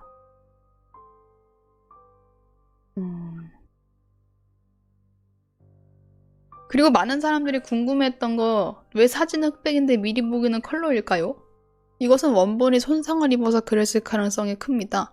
카메라 메모리 등의 충격 등으로 인해 원본에 손상을 입어 사진 데이터 정보 요약으로 제작된 썸네일과는 다르게 나온다고 하더군요. 즉 원본이 손상될 경우 썸네일 사진은 정상적으로 나온다는 뜻입니다. 만약 이게 사실이라면 위의 얘기 중 하나인 사진작가가 이 사진을 흑백으로 만들었던 말도 사실이 아니라는 게 돼요. 엄청난 글이다. 이걸 몇 년도 글이냐고요? 17년. 17년도 글이네요. 사진 지금 보면 그냥 어이가 없는데 초등학교 3학년이었을 당시에는 공포 그 자체. 나도. 이게 너무 무서웠어. 이 사람. 그리고 얼굴이 하나도 안 보여가지고 이거는 뭐 물론 픽셀이 깨져서 그렇지만 이 정도 거리면은 요즘 핸드폰으로 찍어도 얼굴이 좀 깨질 수도 있어. 근데 되게 옷을 그 일본 전통복처럼 입어가지고 철로 위에 저분도 할머니였다고? 아 그래요? 그냥 우연히 찍히신 분인가? 자 이제 다음은 우리가 아주 좋아하는 나폴리탄 괴담. 그래 니 맘 안다님. 나폴리탄. 형, 나 재호. 지금부터 내가 하는 말이 비현실적일 수 있지만 들어줘. 2024년 12월 31일 읽지 않은 메시지 1개. 메시지를 불러오시겠습니까? 간밤에 메시지가 도착했다. 발신자 재호. 2024년 마지막 날에 받는 편지. 재호 녀석인가? 일단은 보기는 해야겠지? 수락. 메시지를 재생합니다. 형, 나 재호. 지금부터 내가 하는 말이 좀 비현실적일 수 있지만 제발 들어줘. 목소리가 떨린다. 뭔가에 쫓기는 사람처럼 급박한 숨소리도 섞여있다. 2024년 12월 3일 전 세계에 루이 캐넬 현상이 처음 보고됨. 2024년 12월 4일 이 현상이 민간에 직접적인 피해를 끼칠 가능성이 공식적으로 인정됨. 2025년 1월 이 현상이 최초로 민간에 보도됨. 뭔 소리야? 갑자기 무슨 재난영화 같은 얘기를 하는 거지? 형, 헛소리 같지? 근데 아니야. 잘 들어. 이 메시지는 무조건 기억해야 해. 무슨 일이 있어도. 재호가 갑자기 속삭이듯 말했다. 목소리가 흔들리고 있다. 루이 캐넬 현상은 그냥 현상이야. 어디서 왔는지 왜 생겼는지 아무도 몰라. 강한 전염 가능성이 있는 것으로 보이지만 그 전염 방식이 명확하게 밝혀지지 않았어. 그래서 단순히 현상이라고 부르는 거야. 우리가 인류가 알아낸 건 단 하나야. 감염자와 접촉하면 새로운 감염자가 생긴다는 것. 그리고 한순간 말이 멈췄다. 마이크가 손에서 미끄러지는 듯한 소리가 들린다. 그리고 영화에서 본 좀비들처럼 생긴 게 아니야. 겉으로는 절대 구별할 수 없어. 가슴이 답답해졌다. 그러니까 이제부터 내가 하는 말 잘 들어 형. 일단은 먹을 것부터 쟁여놔. 바깥에 나가는 게 점점 힘들어질 거야. 이 메시지를 다 듣고 나면은 바로 나가서 필요한 물품을 싹 쓸어와. 그냥 있는 대로 전부. 어차피 돈 걱정 안 하고 살잖아. 앞으로 일주일에 하나씩 메시지를 보낼게. 반드시 다 읽어. 메시지 재생이 완료되었습니다. 방안이 갑자기 싸늘해진다. 폭풍이 지나간 것 같다. 그러니까 대충 머리 아프네. 럭키 좀비 바이러스가 있다는 건가? 좀비랑 사람 구분은 못하고? 이런 미친. 생존이라. 일단 먹을 거부터. 통조림에 담겨있는 것들이. 2025년 1월 7일 읽지 않은 메시지 1개. 메시지를 불러오시겠습니까? 수락. 형, 나 재호. 저번에 음식들 싹 쓸어왔지? 형이라면 했을 거라고 믿어. 오늘부터 이 빌어먹을 현상에서 생존하기 위해 반드시 따라야 하는 수칙들을 설명해 줄게. 1번, 가장 중요하고 모든 수칙의 원천이 되는 수칙이야. 절대로 사람을 믿지 마. 지금부터 아무도 믿지 말라고? 물론 지금 이 말을 하는 나조차도 믿지 말라 뭐 이런 소리 하는 건 아니야. 내가 하고 싶은 말은 이 현상과 관련된 이유로 사람을 믿지 말라는 거야. 루이 캐넬 현상은 맞아. 루이 캐넬 현상은 겉으로는 아무런 티가 나지 않거든. 아마 뉴스에서 이 현상이 본격적으로 보도되기 시작하면은 갑자기 문을 두드리는 사람이 늘어날 거야. 아무리 형이 아는 사람이 와서 간절하게 도와달라고 해도 절대 문 열어줘선 안 돼. 가혹해 보이지만 이 현상이 끝나기 전까지는 이기적인 선택을 하는 게 최선이야. 그러니까 제발 흔들리지 마. 그런 말 안 해도 난 혼자 살 자신 있거든. 오늘은 이것만 말할게. 몇 주 후면은 현상에 대한 뉴스가 우후죽순 불어날 거야. 너무 당황하지 말고. 메시지 재생이 완료되었습니다. 오케이. 일단은 1번 사람을 믿지 마라. 어디에다 메모라도 해둬야겠다. 2025년 1월 14일 읽지 않은 메시지 1개. 메시지 불러오시겠습니까? 수락. 형, 나 재호. 오늘부터 우리가 알게 된 현상 구별법을 알려줄게. 우리가 가지고 있는 정보가 현재까지 가장 정확한 정보인 건 맞아. 하지만 애초에 이 현상 자체에 대한 완벽한 해석이 없기에 100% 확신할 순 없어. 그래도 아무런 대비하지 않는 것보단 낫잖아? 하나만 기억해. 이기적인 마음을 가져야 해. 그래야 살 수 있어. 그래 뭐 일단 나 자신이 제일 소중하니까. 먼저 지금까지 쉽게 단어들을 사용하긴 했지만 이제부턴 용어부터 정리하자. 루이 캐넬 현상에 감염된 사람들을 감염자라 부를게. 그리고 아직 감염되지 않은 사람들을 생존자라 하자. 2번, 우리가 감염자에 대해 알아낸 생존자와의 가장 큰 차별점은 그들이 매우 공격적이라는 거야. 아직 가설이지만 감염자들은 두 가지를 가장 중요하게 여기는 것 같아. 첫째, 더 많은 생존자를 감염자로 만드는 것. 둘째, 자신이 감염자임을 들키지 않는 것. 즉, 인간의 심리를 이용해서라도 최대한 감염을 확산시키려고 할 가능성이 크다는 거지. 갑자기 가스라이팅을 시도하는 사람이 있다면 특히 조심해. 예를 들어서 너 나랑 10년 지기잖아. 제발 문 좀 열어줘. 이런 식으로 현관문을 열라고 강요하는 사람이 있다면 의심을 해봐야겠지? 뭐 나는 형이 잘할 거라 믿어. 형이 막 세상을 불쌍해하고 이런 사람은 아니니까. 오케이. 2번 공격성이 있는 인간을 믿지 마라. 확인. 3번 아마 이제 슬슬 뉴스에서 감염자에 대한 소식들이 들리게 될 텐데 절대 뉴스를 믿지 마.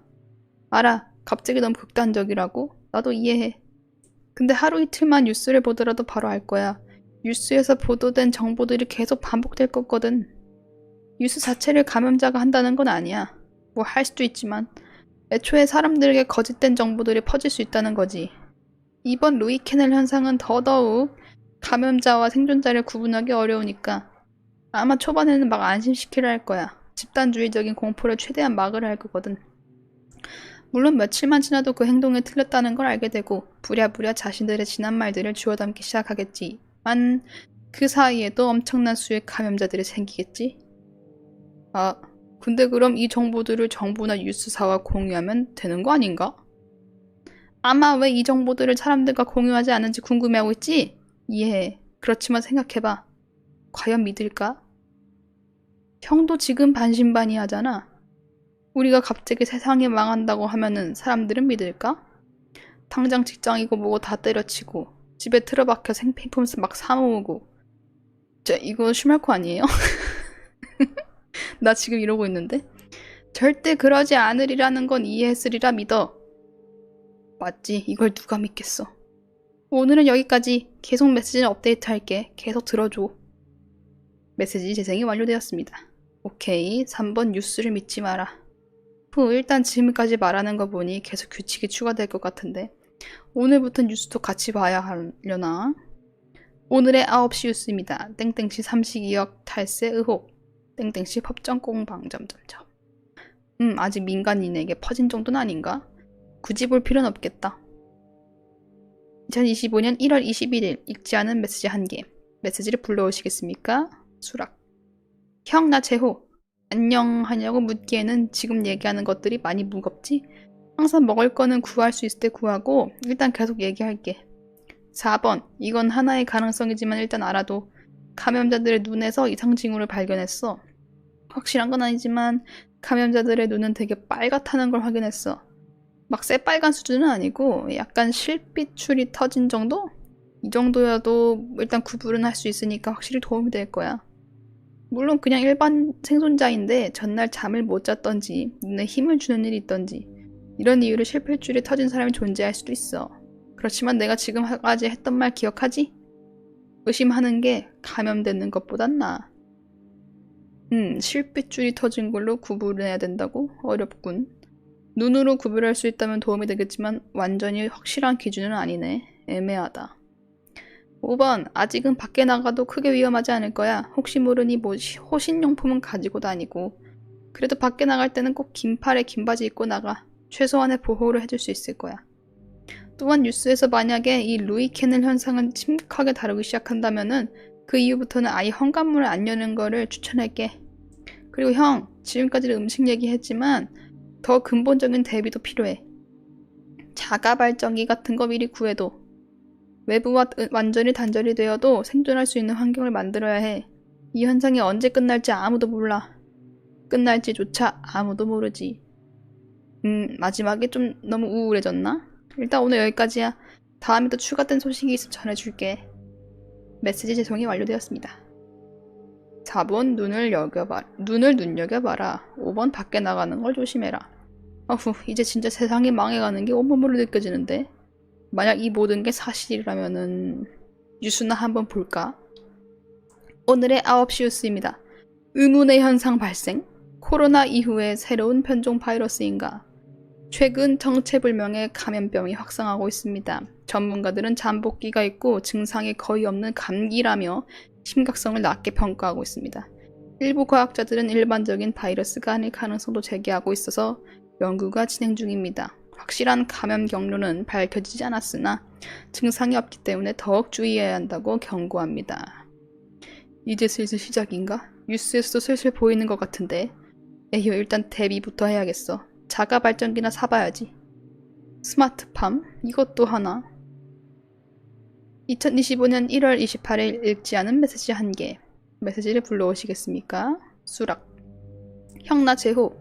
내가 지금까지 한 말들 잘 기억하고 있지? 했을 거라 믿어. 당연하지. 1번 사람 믿지 마라. 2번 공격성 있는 인간 믿지 마라. 3번 뉴스 믿지 마라. 4번 눈을 눈여겨봐라. 5번 밖에 나가는 걸 조심해라. 다 메모해두고 있다. 그렇다 믿고 이제 다음 얘기 이어갈게. 지금까지의 말들만 듣다 보면은 사실 감염자가 되는 것이 무엇이 문제인지 잘 인지가 안 될 거야. 사실 뭐가 어떻게 영향을 미치는지도 밝혀지지 않았으니까. 이제부터 우리가 발견해낸 감염이 된 이후에 감염자들에게 일어난 일들에 대해 알려줄게. 6번, 감염자들은 뇌에 손상을 입어. 꽤 느린 속도이긴 하지만 대략 한 달 정도의 시간 동안 서서히 뇌에 손상을 입는 거지. 자기가 전에 했던 말을 갑자기 기억하지 못하거나 의미 없는 행동을 반복하는 등의 이상 행동을 하더라고. 앞에서 말했던 감염자들의 이상한 공격성이나 감정적인 호소도 결국 이 뇌 손상과 연결되어 있다는 게 확인이 되었어. 7번, 이건 확실하진 않지만 아마 감염자의 몸은 인간이라는 자각이 없어지는 것 같아. 이 개념은 좀 이해하기 어려우려나? 한마디로 인간의 본능이 없어지고 감염을 최우선순위 본능으로 가지게 된다는 거지. 즉, 감염자들은 점점 인간이 아닌 존재가 되어간다는 거야. 오늘은 여기까지. 또 새로운 거 발견하면 알려줄게. 메시지 재생이 완료되었습니다. 6번, 감염자가 되면 뇌에 손상을 입는다. 7번, 감염자가 되면 인간의 본능이 없어진다. 치사율 100%의 감염병이라 생각하면 되려나?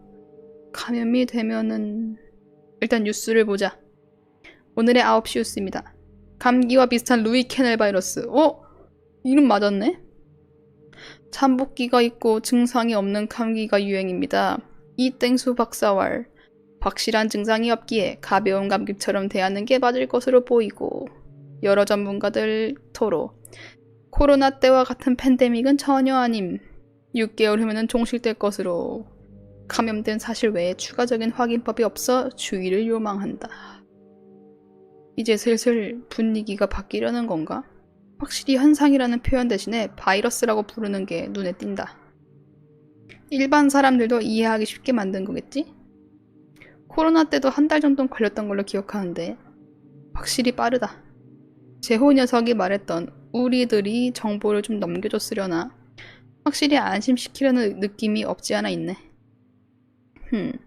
집안에서 뉴스만 보니 어떤 상황인지 정확히 인지하기 어렵다.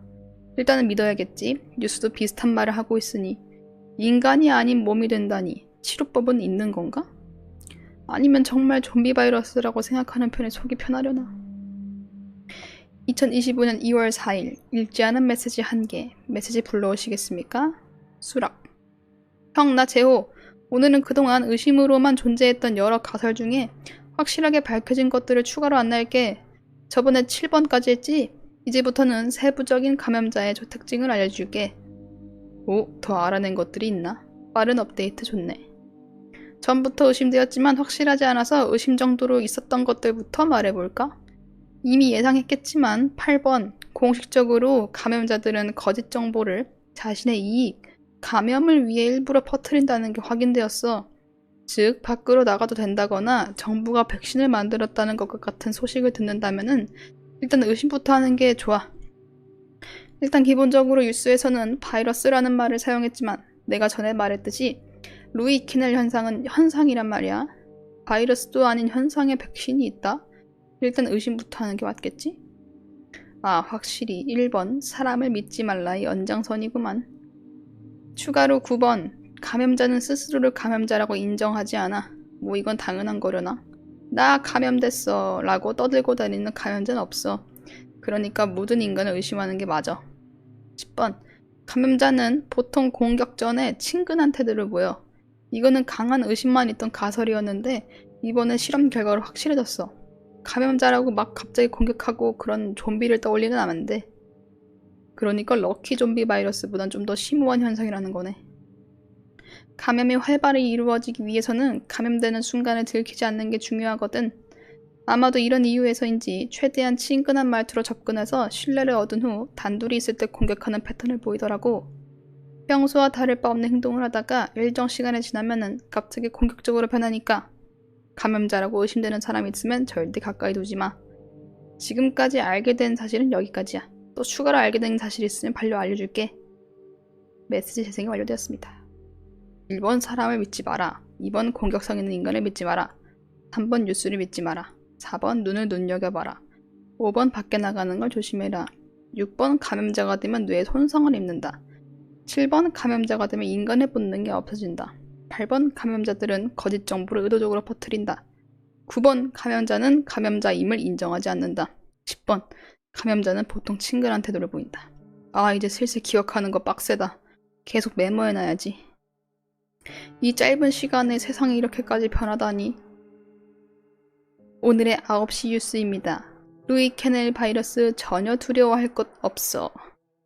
루이 캐넬 감염이 보고된 지 2주가 지났지만 현재까지 공식적인 사망자는 0명. 과연 이 바이러스가 실제로 위험한 것인지에 대해 논란이 커지고 있습니다. 주땡 신땡 교회에서는 감염은 허구이며 우리의 육신은 신이 보호할 것이다 라는 성명을 발표. 한편 방역 조치가 과도하다는 이유로 일부 단체가 정보국을 상대로 소송을 준비 중이라는 소식입니다. 과연 언제까지 이런 뉴스가 나올지. 일단 아직은 심각하지 않은 거겠지? 하지만 확실한 건 하나 있다. 전혀 두려워할 것은 없다라는 문장이 나왔다는 거는 곧 두려워해야 할 때가 온다는 뜻이다. 뭐 안전제일이니까. 2025년 2월 11일 읽지 않은 메시지 1개. 메시지를 불러오시겠습니까? 수락. 형, 나 재호. 업데이트된 소식을 알려줄게. 11번. 감염자는 낮보다는 밤에 더욱 활발해진다는 보고가 있어. 아마 이거는 그들이 가지고 있는 감염 본능이랑 연관돼 있을 것이라는 우리의 추측이야. 확실하게 생존자와 구분할 수 있는 방법은 아니지만 어떤 사람이 이상하게 저녁에만 모습을 보이거나 낮에 어디에 존재했는지 아무도 주변 지인들도 모른다면은 의심할 필요성은 있겠지. 내가 전에 생존자가 감염자가 되면은 뇌 손상이 일어난다고 했지. 이번 규칙은 그와 관련된 거야. 12번. 감염자들은 일정 시간 말이 없다가 갑자기 특정한 행동, 말이나 문장을 반복하는 경우가 있어. 이를테면은 아파, 으아, 아 등등 계속 일정한 소리를 반복하는 경우가 있어. 이런 반복은 높은 확률로 감염자의 뇌 손상에 의해 일어나는 걸 알아도. 오늘은 여기까지. 다음에 새로운 소식이 추가되면 또 연락할게. 메시지 재생이 완료되었습니다. 11번 감염자는 밤에 활발히 움직인다. 12번 감염자의 뇌가 손상되면 문장 행동을 반복한다. 무섭네. 뉴스나 볼까? 오늘의 9시 뉴스입니다. 루이 캐넬 바이러스 이상 현상? 정부 위험 단계 상승. 루이 캐넬 감염자 중 공식적인 사망자는 여전히 0명. 하지만 감염자들의 반응 속도가 점점 느려지는 게 포착되었습니다. 일부 연구진은 감염자들이 뇌 손상을 겪고 있다는 가능성을 제기했으며 감염 경로가 불분명하다는 점이 더욱 우려를 키우고 있습니다. 전염 방식이 에어로졸인지 물리적 접촉인지 확정되지 않았으나 정부는 일상생활을 유지하되 주의가 필요하다라고 발표. 한편 정보국에서는 정부가 사태에 너무 안일하게 대응하고 있다는 비판이 나오고 있습니다. 과연 루이 캐넬은 코로나보다 더 심각한 사태로 번질 것인가? 슬슬 위험성이 보고되나 보다. 제호가 말했던 뉴스에서 루이 캐넬 현상을 심각하게 다루기 시작한 경우인가? 그러면 이제 밖에 나가는 거 자제해야겠지? 근데 뭔가 이상하다. 규칙들을 보면 약간 이질감이 든다. 왜일까? 규칙들이 어딘가 깨름칙하다는 생각이 드는 건 나뿐일까? 아니면은 2025년 2월 18일 읽지 않은 메시지 2개. 2개네 이번엔? 메시지를 불러오시겠습니까? 오늘은 2개? 수락. 질병관리청에서 안내 말씀드립니다. 루이캔을 감염병에 걸리지 않도록 최대한 마스크를 쓰고 외출하세요. 아, 하나는 질병관리청에서 보낸 거였구나. 그 다음은 역시 재호가 보낸 거네. 형, 나 재호. 정말 암울한 소식이야. 우리 수석 연구원이 방금 감염되었다는 게 확인되었어. 마지막 규칙이 될 것 같아. 13번, 잠복기를 절대 믿지 마. 감염자 중에 특이 개체들은 뇌 손상을 본인의 의지대로 더욱 많은 감염을 위해서 억제할 수 있다는 사실이 확인되었어. 그게 무슨 뜻이냐고? 즉, 감염된 순간부터 증상이 바로 나타나지 않는다는 거야. 심지어 수개월 동안 아무런 변화 없이 살아갈 수 있어. 그동안 자신이 감염자라는 걸 숨긴 채 생존자를 위장할 수 있다는 뜻이지.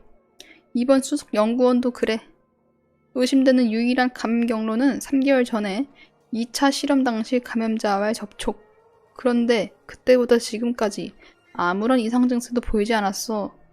그리고 오늘 갑자기. 이제 사실상 아무도 믿을 수 없는 상황이야. 다행히 나는 수석 연구원이랑은 전혀 일면식도 없는 연구자들은 다른 팀원들과 전혀 접촉하지 않았어. 그런 사람이라서 이번 사고에 감염되지 않았지만 이제 모든 연구원을 믿을 수 없어. 이게 무슨... 가슴이 철렁 내려앉았다. 다행히 대부분의 수칙은 전달해준 것 같아, 형. 다시 한번 말할게. 형, 이 메시지들은 모두 무조건 기억해야 해. 무슨 일이 있어도. 오늘은 여기까지. 다음 메시지를 보낼 수 있을지 모르겠다. 뭐 새로 연구할 사람이 있어야지. 메시지 재생이 완료되었습니다. 아, 우리라는 게 진짜 팀이 있는 거였구나. 그렇지 뭐 이런 얘기를 그냥 망상처럼 친구 몇 명 모아놓고 할 리가 없지. 숨을 깊이 들이마셨다. 머리가 아플 것 같다. 이제 정말로 아무도 믿으면 안 된다. 뉴스나 보자. 오늘의 9시 뉴스입니다. 인쇄에 재림한 재앙, 루이 캐넬 바이러스. 전염은 코로나, 증상은 페타닐? 서서히 죽어가고 있는 사회를 보고 있는 우리의 모습입니다. 도시는 무너지고 사람들은 사라지고 있습니다. 루이 캐넬 바이러스라는 명칭이 사용되고 있지만 과학계에서는 이 현상이 바이러스로 규명될 수 없는 특성을 가지고 있다고 주장합니다. 오늘 오전 대기업 땡땡그룹이 전면 재택근무를 선언하면서 경제활동의 필수 구조조차 정상적으로 유지될 수 없다는 우려가 현실이 되고 있습니다. 대면이 없는 사회, 일부 언론들은 판타지 소설의 좀비 바이러스를 거론하는 중입니다. 이제야 사태를 심각하게 받아들이는 모양이군. 그럼 이제 완전히 도시가 정지될 때까지도 머지 않았겠지? 나는 그래도 준비가 되어 있다. 다행히 재호 덕분에. 나는 주변을 둘러본다. 거실과 방 안에는 박스가 쌓여있다. 기상식량, 자가발전기, 스마트팜. 이제 생존은 문제없어. 하지만 이제 남은 거는 감염자를 어떻게 구별하는 것이다. 그리고 2025년 2월 25일 읽지 않은 메시지 1개. 메시지를 불러오시겠습니까? 수락. 질병관리청에서 안내 말씀드립니다. 루이 캐넬 감염병에 걸리지 않도록 최대한 온몸을 전부 가리고 외출하세요. 재호 메시지가 없네요. 재호 녀석의 메시지가 없으니 왠지 허전하다. 확실히 연구원들이 없으니 바로바로 새로운 소식을 얻을 수가 없겠지? 오늘의 9시 뉴스입니다. 우리는 버림받았는가? 루이 캐넬 바이러스에 타락, 영원히 풀 수 없을 것 같은 미해결 문제. 우리는 생존할 수 있는가? 영원히 고통받는 인간들, 생명이 바스러지는 순간을 목격한 세계. 이것은 바이러스가 아니었다? 감염은 과연 무엇인가? 뉴스가 좀 이상하지 않아요? 지구에서 일어날 수 없는 변종 현상. 잠복기는 한 달? 감염자는 의지로 조절이 가능한가? 뉴스는 지난주부터 항상 비슷하다. 지구의 종말이라느니 인간의 멸망이라느니 어쩔 수 없지. 실시간으로 감염자가 생존자를 감염시키는 모습이 포착되었다. 어떤 남자가 온몸을 떨며 저항하고 있다. 눈물과 비명을 흘리며 끝까지 저항했다. 하지만 그가 감염되는 순간 표정이 바뀌었다. 고통은 사라졌다. 공포도 사라졌다. 그는 아무렇지도 않은 듯 일어나더니 평범한 사람처럼 행동하기 시작했다. 타락이라는 헤드라인은 이 모든 상황을 설명하기에 충분했다. 사람들은 드디어 인지했다. 감염이 되고 나면은 더 이상 생존자로 볼 수 없다는 것을. 감염이란 단순한 질병이 아니다. 그 순간부터 그들은 인간이 아니다. 이제 다들 밖으로는 한 발짝도 안 나오겠구만. 2025년 3월 4일 읽지 않은 메시지 1개. 메시지를 불러오시겠습니까? 수락. 질병관리청에서 안내 말씀드립니다. 외출하지 말고 최대한 거주지 안에 머무시는 걸 추천해드립니다. 오늘도 아무것도 오지 않았다. 뉴스를 좀... 오늘의 9시 뉴스입니다. 루이 캐넬. 절망적인 현실. 에휴, 봐서 뭐하냐. 결국 비슷한 이야기들의 반복이다. 언제 끝나려나? 아니, 끝나긴 할까? 갑자기 무서워졌다. 2025년 3월 11일 읽지 않은 메시지 1개. 메시지를 불러오시겠습니까? 수락. 질병관리청에서 말씀드립니다. 절대 거주지 밖으로 나가지 마시고 이상현상 발발한 당시 외부에 나간 사람들을 전부 격리하십시오. 메시지 재생이 완료되었습니다. 결국 이런 날이 오는구나. 이젠 내가 메시지를 보낼 때가 왔다. 안녕 재호야, 형이다. 네가 알려준 수치들 나 전부 외우고 있다. 1번 사람을 믿지 마라. 아직도 기억한다. 2번 공격성 있는 인간을 믿지 마라. 이 수칙 덕분에 감염자 1명을 무사히 막아냈다. 4번 뭐야? 이 개같은 아씨. 이거 뭐야? 이거 뭐야? 잠깐만. 자, 읽을게요. 4번 눈을 눈여겨봐라. 핏줄이 터진 것도 항상 보고 피하고 있다. 6번 감염자가 되면 뇌 손상을 입는다. 계속 같은 얘기 하는 사람들도 전부 피했다. 8번 감염자들은 전부 거짓 정보를 의도적으로 퍼뜨린다. 9번 감염자는 감염자임을 인정하지 않는다. 덕분에 이 모든 시련을 이겨냈어. 10번 감염자는 보통 친근한 태도를 보인다. 그래, 알던 사람도 찾아오더라. 11번 감염자는 밤에 활발히 움직인다. 지금 새벽 2시인데 확실히 늦은 저녁이나 새벽에 사람들이 많이 오더라. 12번 감염자의 뇌가 손상되면 문장 행동을 반복한다. 이거랑 같은 행동과 했던 말을 반복하는 사람도 있더라. 재호야, 난 네가 한 말을 전부 기억해. 그래, 이게 문제였구나. 툭툭. 투명한 액체가 볼을 따라 흐르다 발등에 떨어진다. 울고 있네. 네가 알려준 모든 수칙이 일반인마저 포괄한다는 사실을 알아야 했는데. 그러니 재호야, 제발 그만해. 내가 너에게 이 규칙을 듣지 않았더라면 이 모든 규칙들을 모르고 그저 한 명의 시민으로 이 현상을 맞이했다면 나는 지금 떳떳한 선택을 내릴 수 있을까? 재호야. 여기까지인데? 잠깐 이거 한번 볼까요? 안녕 재호야, 형이다. 형 제발 현관문 열어줘. 내가 전부 알려줬잖아, 수칙들. 아니 형, 다른 사람도 아니고 내가 형한테 음식쟁이라 한 것도 나고 밖에서 생필품 전부 가져오라고 난 것도 난데. 지금 밖에 재호가 있나 보네. 이게 지금 메시지를 보낸 게 아니고 현관문 밖에 있는 재호랑 얘기하는 것 같은데요? 1번 사람을 믿지 마라. 아직도 기억한다. 씨발 안 열어? 열으라고 개새끼야. 거주지 전부 침략당했어. 나도 여기 오고 싶었던 게 아니라고. 2번 공격성 있는 인간을 믿지 마라. 이 수칙 덕분에 감염자 1명 무사히 막아냈다. 그게 얘 아니야? 이 개같은 씨. 3번이 없는데요? 눈을 눈여겨봐라. 핏줄이 터진 눈도 항상 보고 피하고 있다. 씨발 이거 혈압 때문이라고. 나 감염자가 아니라고. 날 못 믿어? 못 믿어? 감염자가 되면 뇌 손상을 입는다. 계속 같은 얘기하는 사람도 전부 피했어. 감염자가 아니라니까 진짜 형. 제발 나 지금 갈 데가 없어. 형마저 배척하면 내가 어디를 가. 8번 감염자들은 거짓 정보를 의도적으로 퍼뜨린다. 9번 감염자는 감염자임을 인정하지 않는다. 덕분에 모든 시련을 이겨냈어. 형, 우리 진짜 15년 지기잖아. 형이 나한테 이러면 안 되는 거 아니야? 감염자는 보통 친근한 태도를 보인다. 그러네, 이거 얘기하네요, 바로. 그래, 알던 사람도 찾아오더라. 형, 벌써 내가 여기 문 앞에 온 지 30분이나 됐어. 제발 들여보내줘. 감염자는 밤에 활발히 움직인다. 지금 새벽 2시인데 확실히 늦은 저녁이나 새벽에 사람들이 많이 오더라. 씨발, 내가 어쩌라는 거야. 내가 어떻게 감염자 아님을 증명해야 하냐고. 다 말해줬잖아. 내가 말한 감염자 구별법이잖아. 12번. 같은 말 반복한다. 그래, 내가 전부 기억한다. 네가 알려준 모든 수칙이 일반인마저 포기한다는 사실을 알았어야 했는데 이 개씨발. 재호야, 그만해. 새끼가.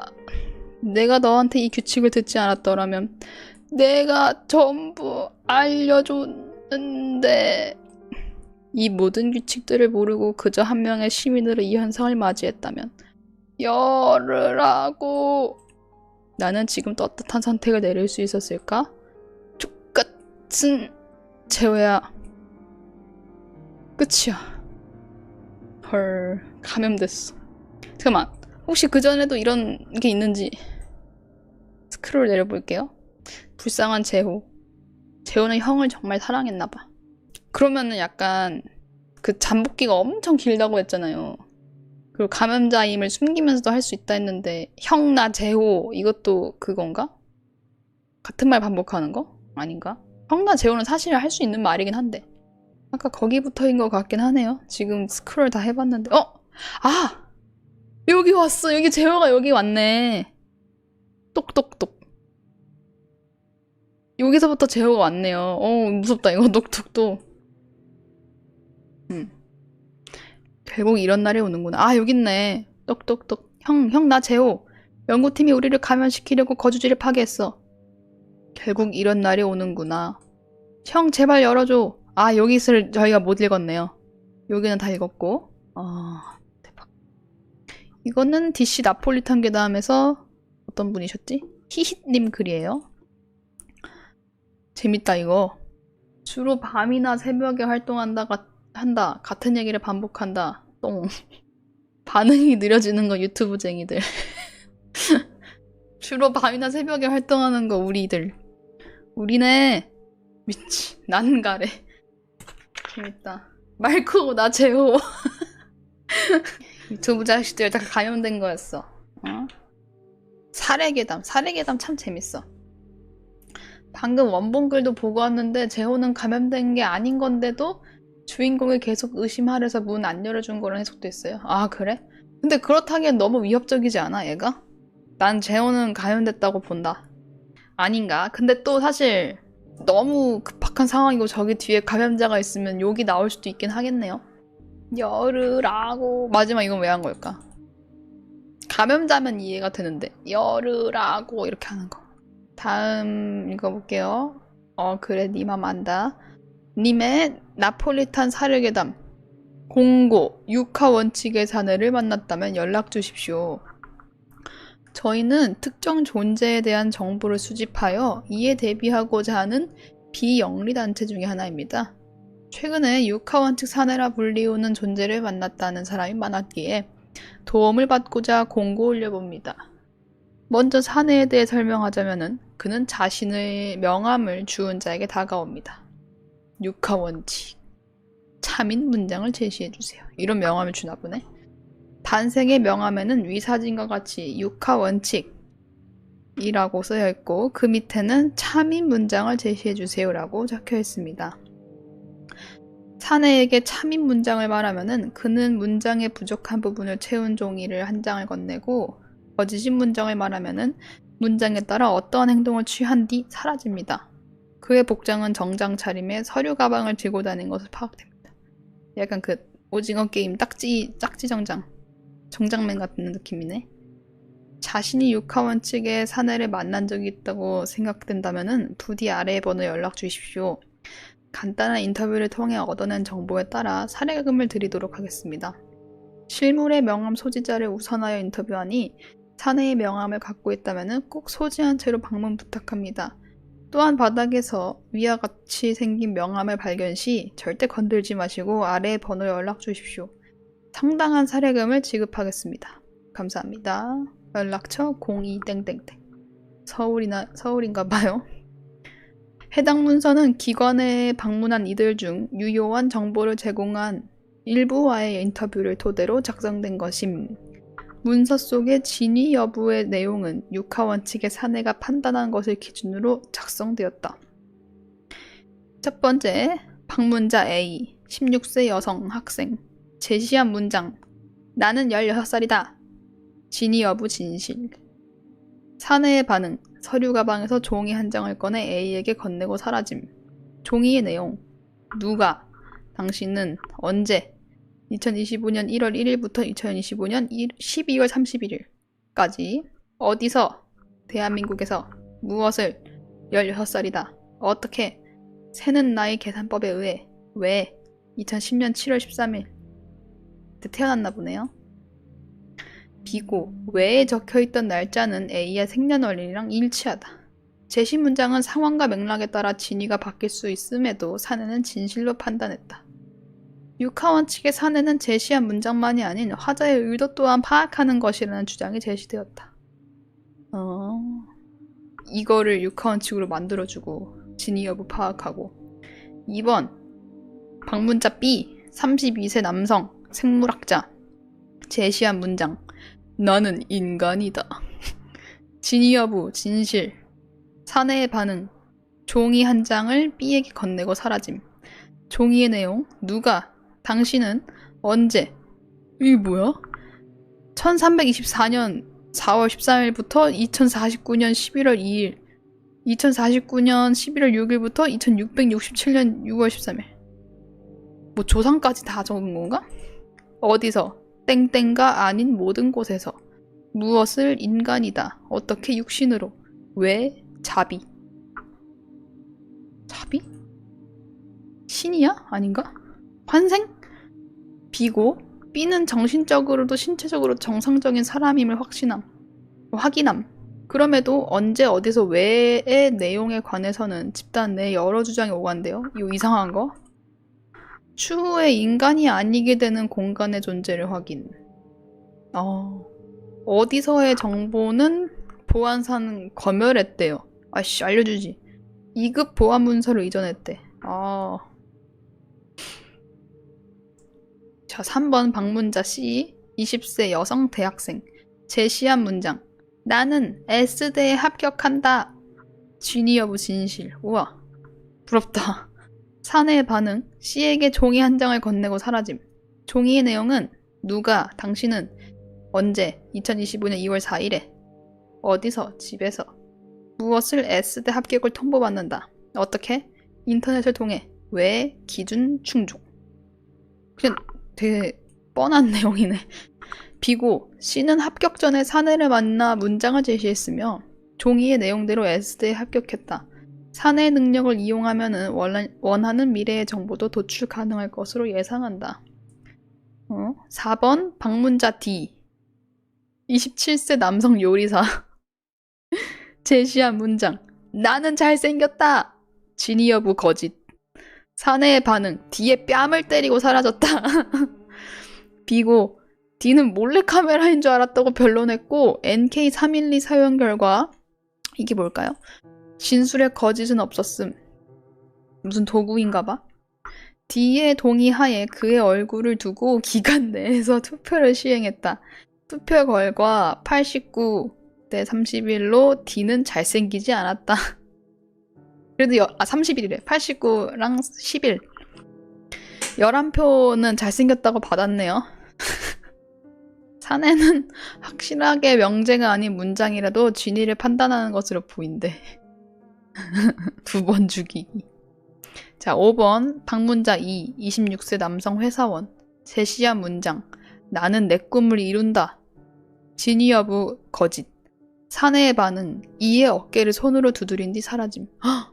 약간 위로하듯이 이렇게 갔네. B고 이의 꿈은 자신의 음악적 성공이었고 그에 대한 확신이 있었음을 밝혔다. 사내의 행위는 이를 위로했던 것으로 추측. 이건 안 알려주네요. 6카운치. 6번 방문자 F 34세 남성 음모론자 제시한 문장 지구는 평평하다 진위 여부 거짓 사내의 반응 F를 비웃은 뒤에 사라짐 비고 F는 인터뷰 중 여러 차례 거짓된 답변을 했으나 NK313을 통해 진실한 답변을 얻어냈다. F는 아직도 지구가 평평하다고 믿고 있다. E와 F 그리고 5개의 사례들을 통해 사내는 감정을 지닌 존재라 판단했다. 7번 방문자 G 이건 없네. 제시한 문장 외계인은 존재한다. 진위 여부 진실 사내의 반응 G에게 종이 한 장을 건네고 사라졌다. 종이의 내용은 누가 외계인은 언제 이게 뭐야 4.8 232 14.1 57 어디서 이곳에도 무엇을 존재한다. 헉, 어떻게? 억압과 통제 왜? 기만 헉, 기만을 하기 위해? 좌표처럼 생겼네 이거 그쵸? 이거 이따가 한번 구글어스에 가볼까? 일단은 할게요. 근데 이 물결이 언제니까 좌표인지는 아닌 것 같기도 하고 뭐 일단 해봅시다. 비고 없음 8번 방문자 H 48세 여성 전업주부 제시한 문장 나는 죽는다. 추정한대요. 제시한 문장 추정 진위 여부 진실 사내의 반응 없음 오! 종이의 내용 누가 당신은 언제 2초 뒤에 어디서 이곳에서 무엇을 죽는다. 어떻게 교통사고 왜 주의력 결핍 헉! 비고 이거 사내의 반응 할 새가 없었네요. 2초 뒤에 죽는데 비고 H는 아들의 사고 현장에서 사내의 명함과 종이를 발견함. 사고 차량 운전자는 졸음운전 중 사고를 냈고 피해자는 즉사했다. 차량 내 영상 확인 결과 피해자는 종이의 내용을 읽느라 차량을 피하지 못했대. 육하 원칙의 사내가 미래를 아는 것이 아닌 미래를 바꾸는 것이라는 주장이 제시되었다. 9번 방문자 I 42세 남성 신학자 제시한 문장 신은 존재한다.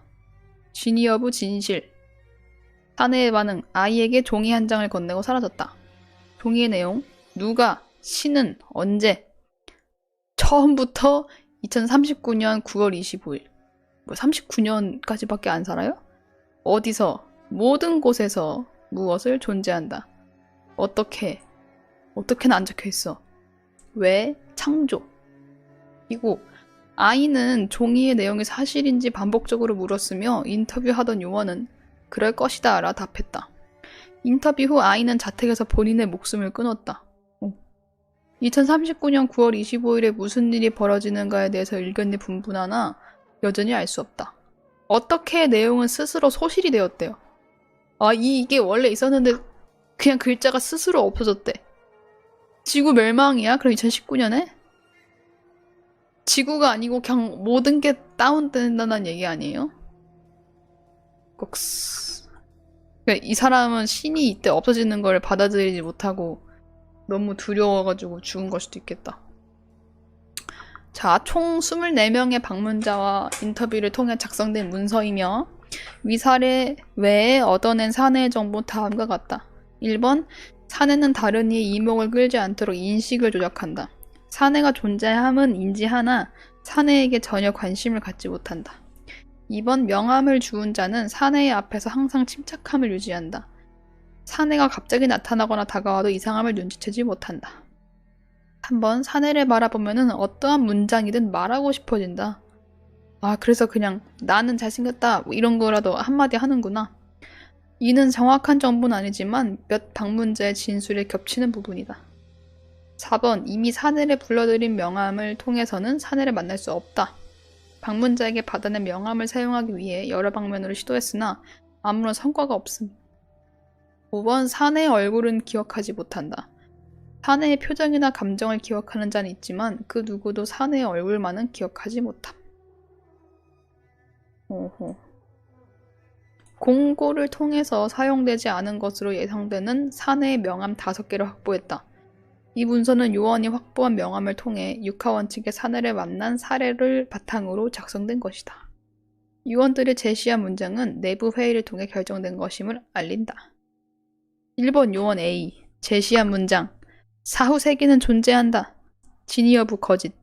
사내의 반응은 고개를 가로젓고 사라졌다. 비고. 사내가 정보 체득에 협력적인 면모를 보인 듯하다.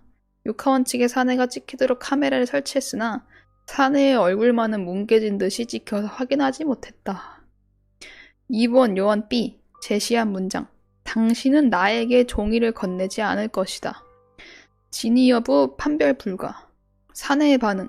서류 가방에서 종이를 꺼내더니 요원 B와 함께 사라짐. B랑 같이 갔는데? 비고. 모순된 문장을 제시하면 어떻게 될 것인지 파악하기 위함이었으나 예상을 한참 벗어난 반응이었다.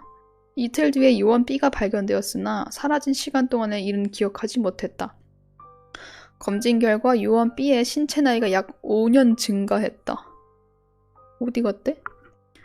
육하원 측의 사내 위험 분류 변경. 안전에서 주의로 바뀌었대요. 오. 3번 요원 C. 제시한 문장. 이 세계는 시뮬레이션이다. 진위 여부 판별 불가. 사내의 반응.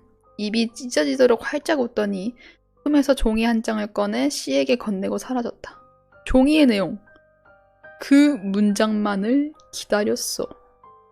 두꺼운 볼드체로 종이를 가득 채울 만큼 큰 크기로 썼대요. 사내는 모든 것을 알고 있는 존재가 아닌 누군가가 문장을 제시하면은 그 문장에 대한 정보를 얻는 존재로 짐작이 된다. 위 가설이 사실이라면은 우리가 육하원 측의 사내를 이용하던 게 아니고 육하원 측 사내가 우리를 이용하던 게 아닐지 모르겠다. 위 사례 이후에 남은 명함으로 사내와의 접촉을 시도했으나 사내는 나타나지 않았다. 이미 사용된 명함이었을 것이란 주장이 우세했지만 그 후로는 사내를 만난 사람과 명함을 발견했다는 연락이 없다. 다만 사내와 관련된 것으로 보이는 종이 한 장이 발견되었다. 종이의 내용은 이러했다. 누가, 나는, 언제, 위 사례 이후로 어디서, 모든 곳에서 무엇을 사라진다. 어떻게? 정해진 규칙에 따라. 왜? 목적의 달성.